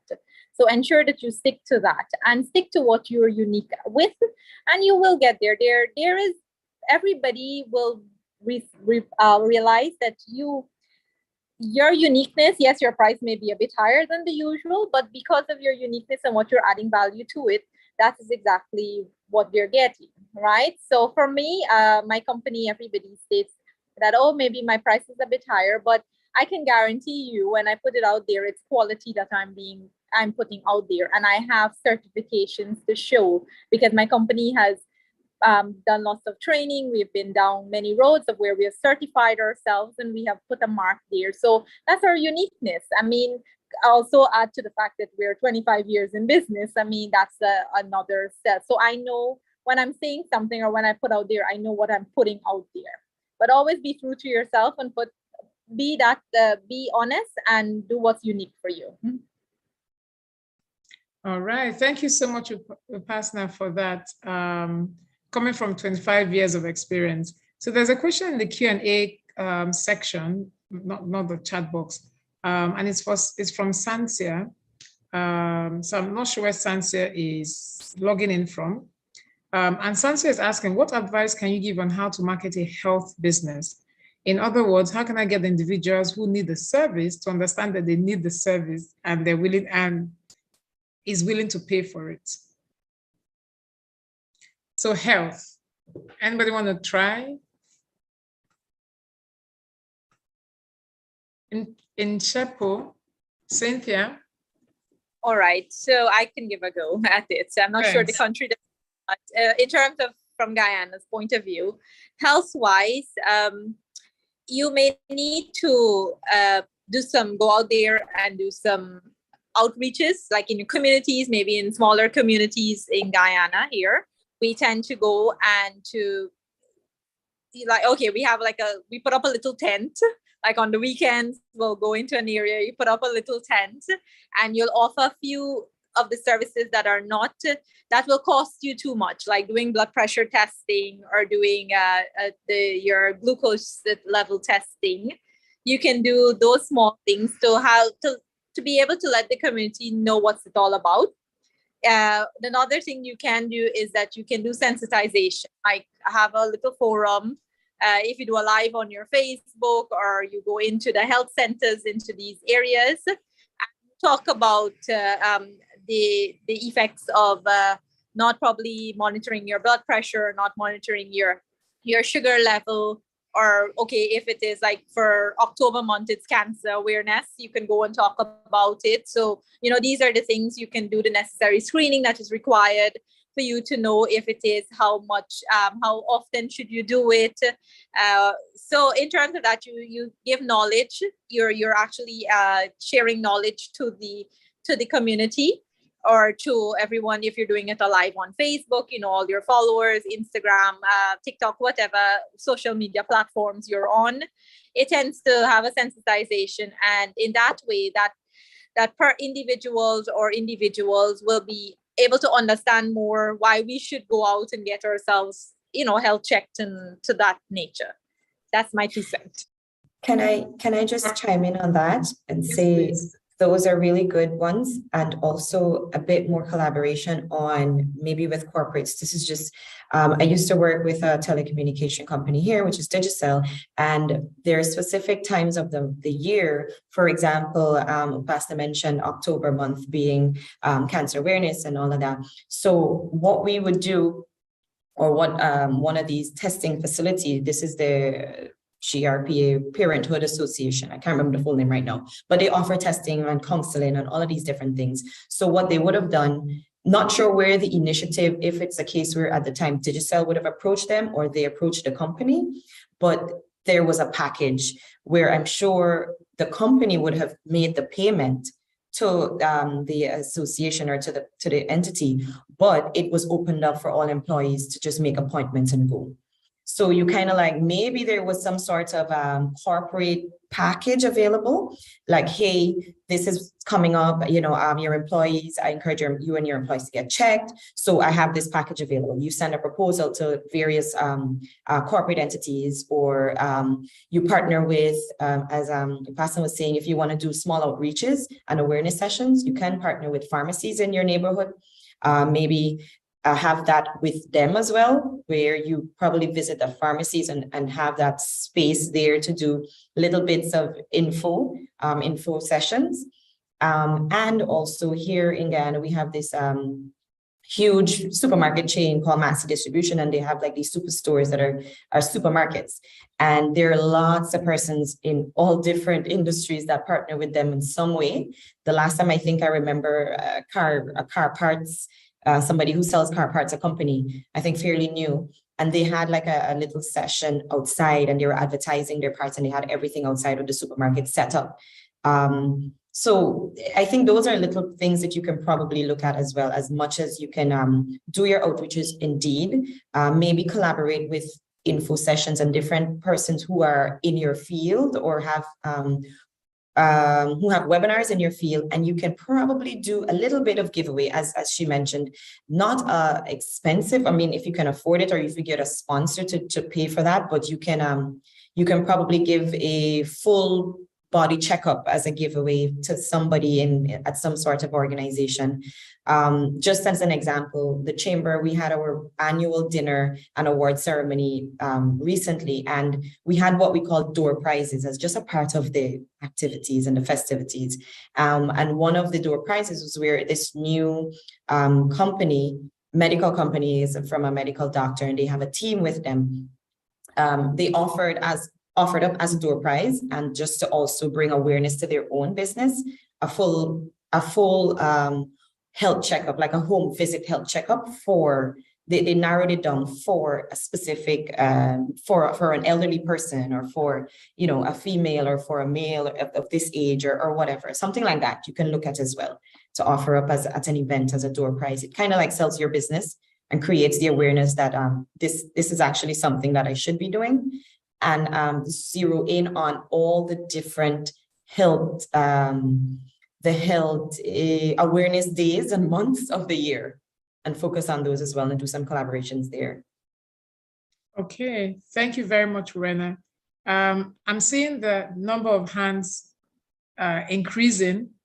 I've taken the liberty of putting something in the chat box because I'm seeing that. So the question that you just responded to, she's in Jamaica. So the health business is in Jamaica. But I just realized something, and that's also the beauty of the HerVenture community and the HerVenture and the Sherry Blair family and the platform that they provide, is the fact that all of us that are partners, whether we're in Guyana, South Africa, Kenya, Nigeria, or Asia, we're committed to making sure that women grow their businesses and grow businesses that outlive them in a sustainable manner. So I've asked in the chat box that if you're interested in having a separate 2-hour session where I can answer your questions to the Nigerian participants, just put yes. My colleagues Abella and Halima are here, so they'll be able to get a sense of how many people really need that. But for just being mindful of time, that we've actually done 2 hours, it's unbelievable. Fran and Leanne, I'm sure they didn't think that they'll be here for 2 full hours and going. So just to let you know that women entrepreneurs, no matter where they are in the world, we have staying power. So we don't mind staying here for another 2 hours, as long as we're solving our problems. However, we cannot stay here forever. So we need to wrap up. But in wrapping up, I just want to ask a question to all the panelists.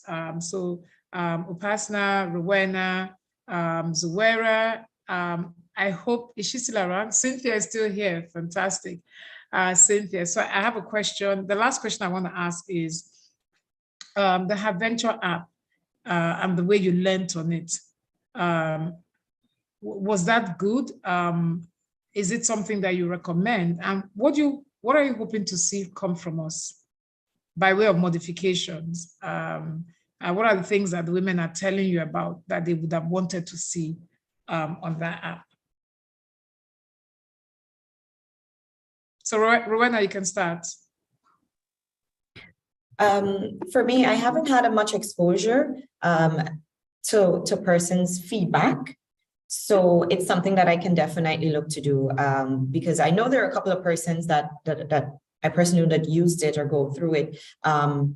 Few persons just like me to go through it so that we can then recommend like, oh, this is what it does, this is the content, and this is how it works. But in terms of the entrepreneurs who have used it and started to use it, I haven't done a lot of feedback on that, but I can definitely, do that and share that information with Selena and Leanne going forward. Okay, hello. Yes, me, go ahead. I think, like I said, at any slightest given opportunity, I present HerVenture app, and the community. Most people they understand English, but sometimes cannot comprehend it well. So I don't know if it is available in any other language apart from English. If it is, I think Hausa.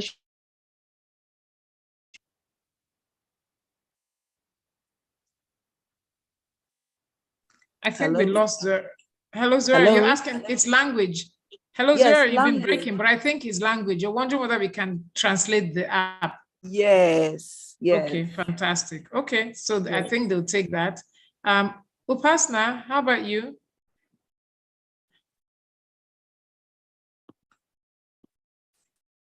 Hi, sorry about that. Yeah. For me, well, one of the partners for the Sherry Blair Foundation, the Sherry Blair Foundation partner with the Action Invest team. I'm part of that team. So we do lots of promotion. So myself and Selena, we go out to outreaches to promote the app. Myself, I definitely, where it is, it comes from the fact that if persons would like to learn more about in terms of how to access finance or in order to be able to structure their business more, well, we encourage them for the other programs that the Sherry Blair Foundation happens, which is the Road to Growth and the Road to Finance program. We encourage them to, when they see the applications are available, to apply to those so that they can expand their knowledge based on that. The app, what is owned, we had made our team has made some changes with Leanne's them to have some updates onto it, and the mobile money app was one. The mobile section was one that was actually implemented now, because a lot of persons were, all right, how do we do business? How do we collect money being far away from each other and those things? So that was something that we realized in Guyana that was required for us here. So that's how come we added that to the app on our end. So promoting the app is something I constantly do, and I will continue to, because I must say it's very easy and it's very user friendly. So anyone that is serious in doing business, and I recommend this to anyone that is starting a business, this app is definitely you must do, because it helps you to definitely put your business on the right foot then, so you can start and go forward for it.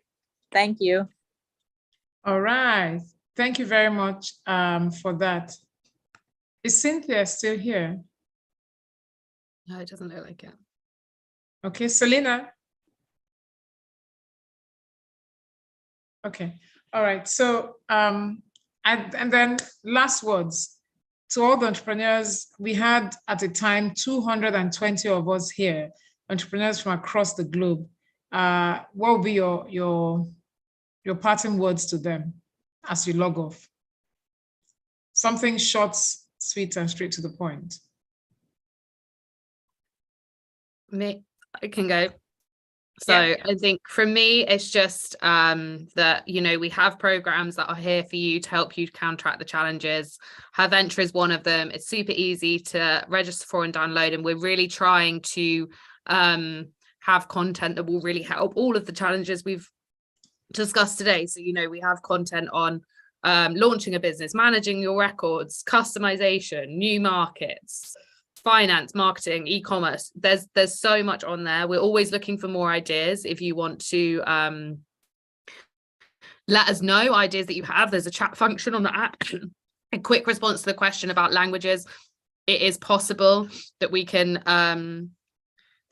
have different languages on there. It takes quite a lot of investment, so we need sponsors who are willing to help us with that. If you know anyone, send them our way.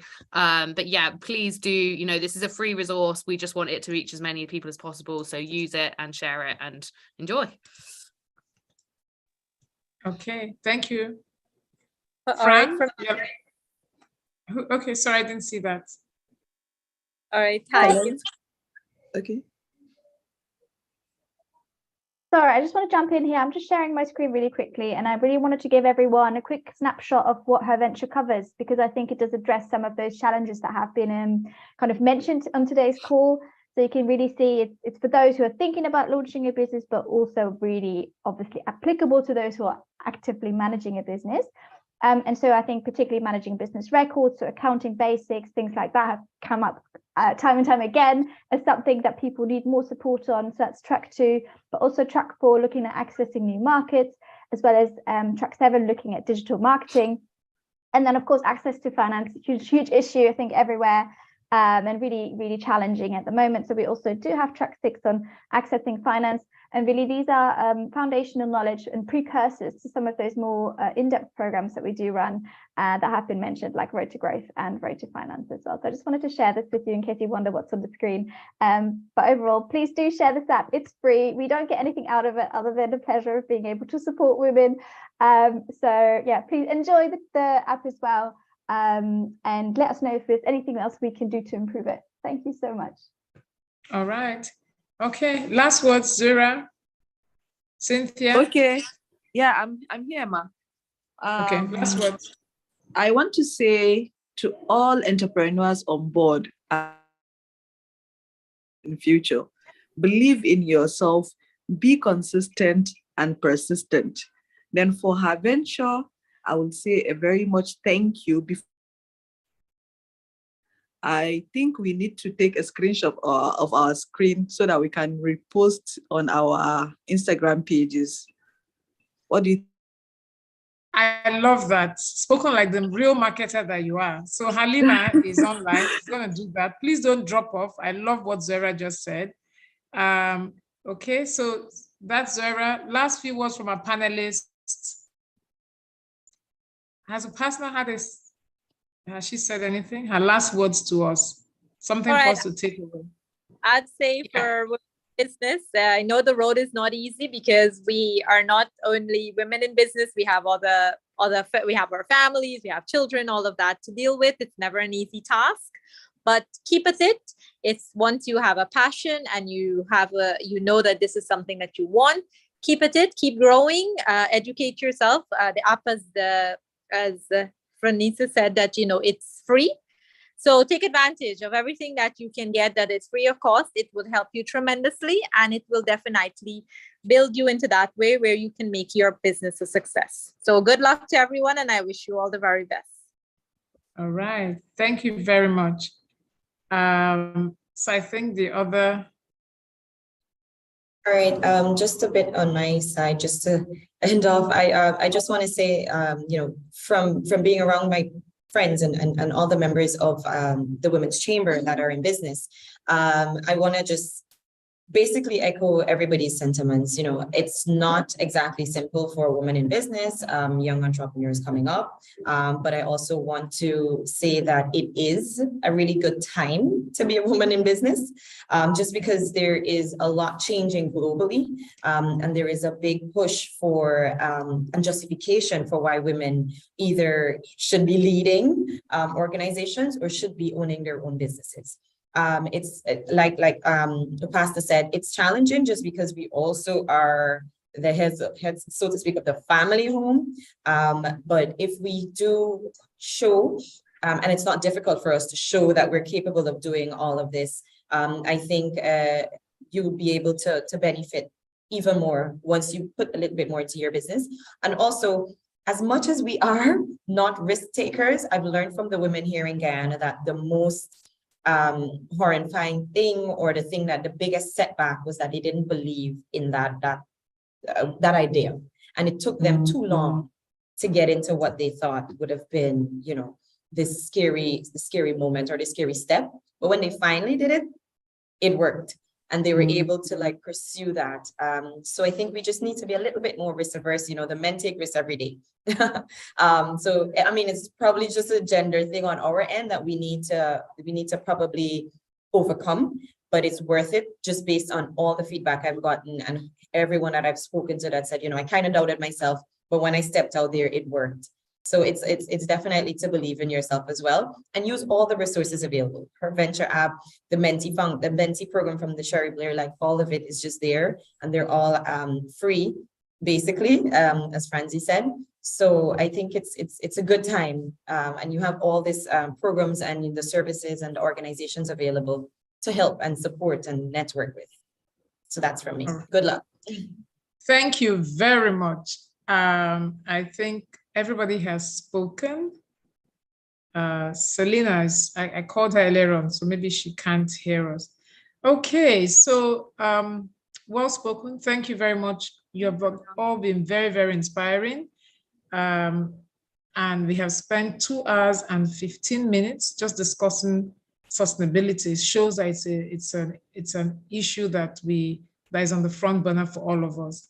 I want us to take a picture, but I'm handing over now to Leanne. Leanne, I'm handing back to you. So thank you very much. I think from me, I think all I have to tell the women is that you guys are amazing. You're holding up, you are holding up, and you're holding up a piece of the world. And I want you to just remember that no matter what they throw at you, hold up with one hand, use the other hand, and just push it right back like you've always done. And remember, just like what Rowena said, there's so many things that are available now for women. This is the best time to be a female entrepreneur. So many free resources available, so many grants available. Okay. All right. So I'm handing over back to Leanne. Thank you so much. And again, over to you. I think I've frozen. Are you frozen? I can hear you, but I can't see you. Okay, you're back. Okay. Everyone else froze, so I assumed it was me. Yeah, just really quickly from me, just to say a huge thank you to everyone for organizing, but also for all of our partners and all of our amazing women entrepreneurs for joining and speaking today and sharing your experiences and wisdom. I've certainly learned loads, and I'm sure everyone else here has as well. And please, you know, yeah, I hope we'll be able to do a similar thing again soon. And thank you all for your time. So Halima is supposed to take a picture. Halima, I've been asking that question severally. You haven't responded. To take a picture, it'd be good to have a picture. Halima. I'm not sure Halima's still on the call. Abele is on the call. Judy is on the call. Judy is on the call. So I'm going to take a screenshot of a snapshot. So I would like you guys to smile, bitches, for the snapshot.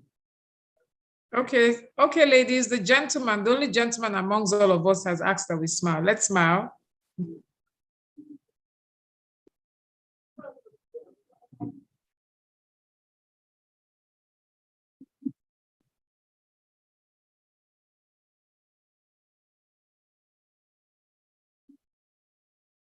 Let us know when it's done. Exactly, the smile has frozen. Okay, Jude, let's know. Good. That's good. That's good. Can we stop? Yes, you can. Yes, you can. Okay, all right. Okay, so thank you very much, ladies. Thank you, everybody. We'll let you know when we have another webinar that brings different ladies from all over the world. So something I'm going to throw at the foundation, the possibility of us actually planning something where we can meet. I don't know where, when, and how. The Global Entrepreneurship Congress is taking place in South Africa next year in September, I think. So that's something that I'm hoping that a number of us will be able to attend. But it's something I can talk offline with you, Leanne. But yeah, it sounds amazing. Let's definitely touch base about it in a separate. That sounds good. Exactly. We definitely want to connect you all more. But yeah, thank you so much, everyone, for joining. And yeah, we'll see you in the next webinar. Thank you. Bye. Bye. Thanks, everyone.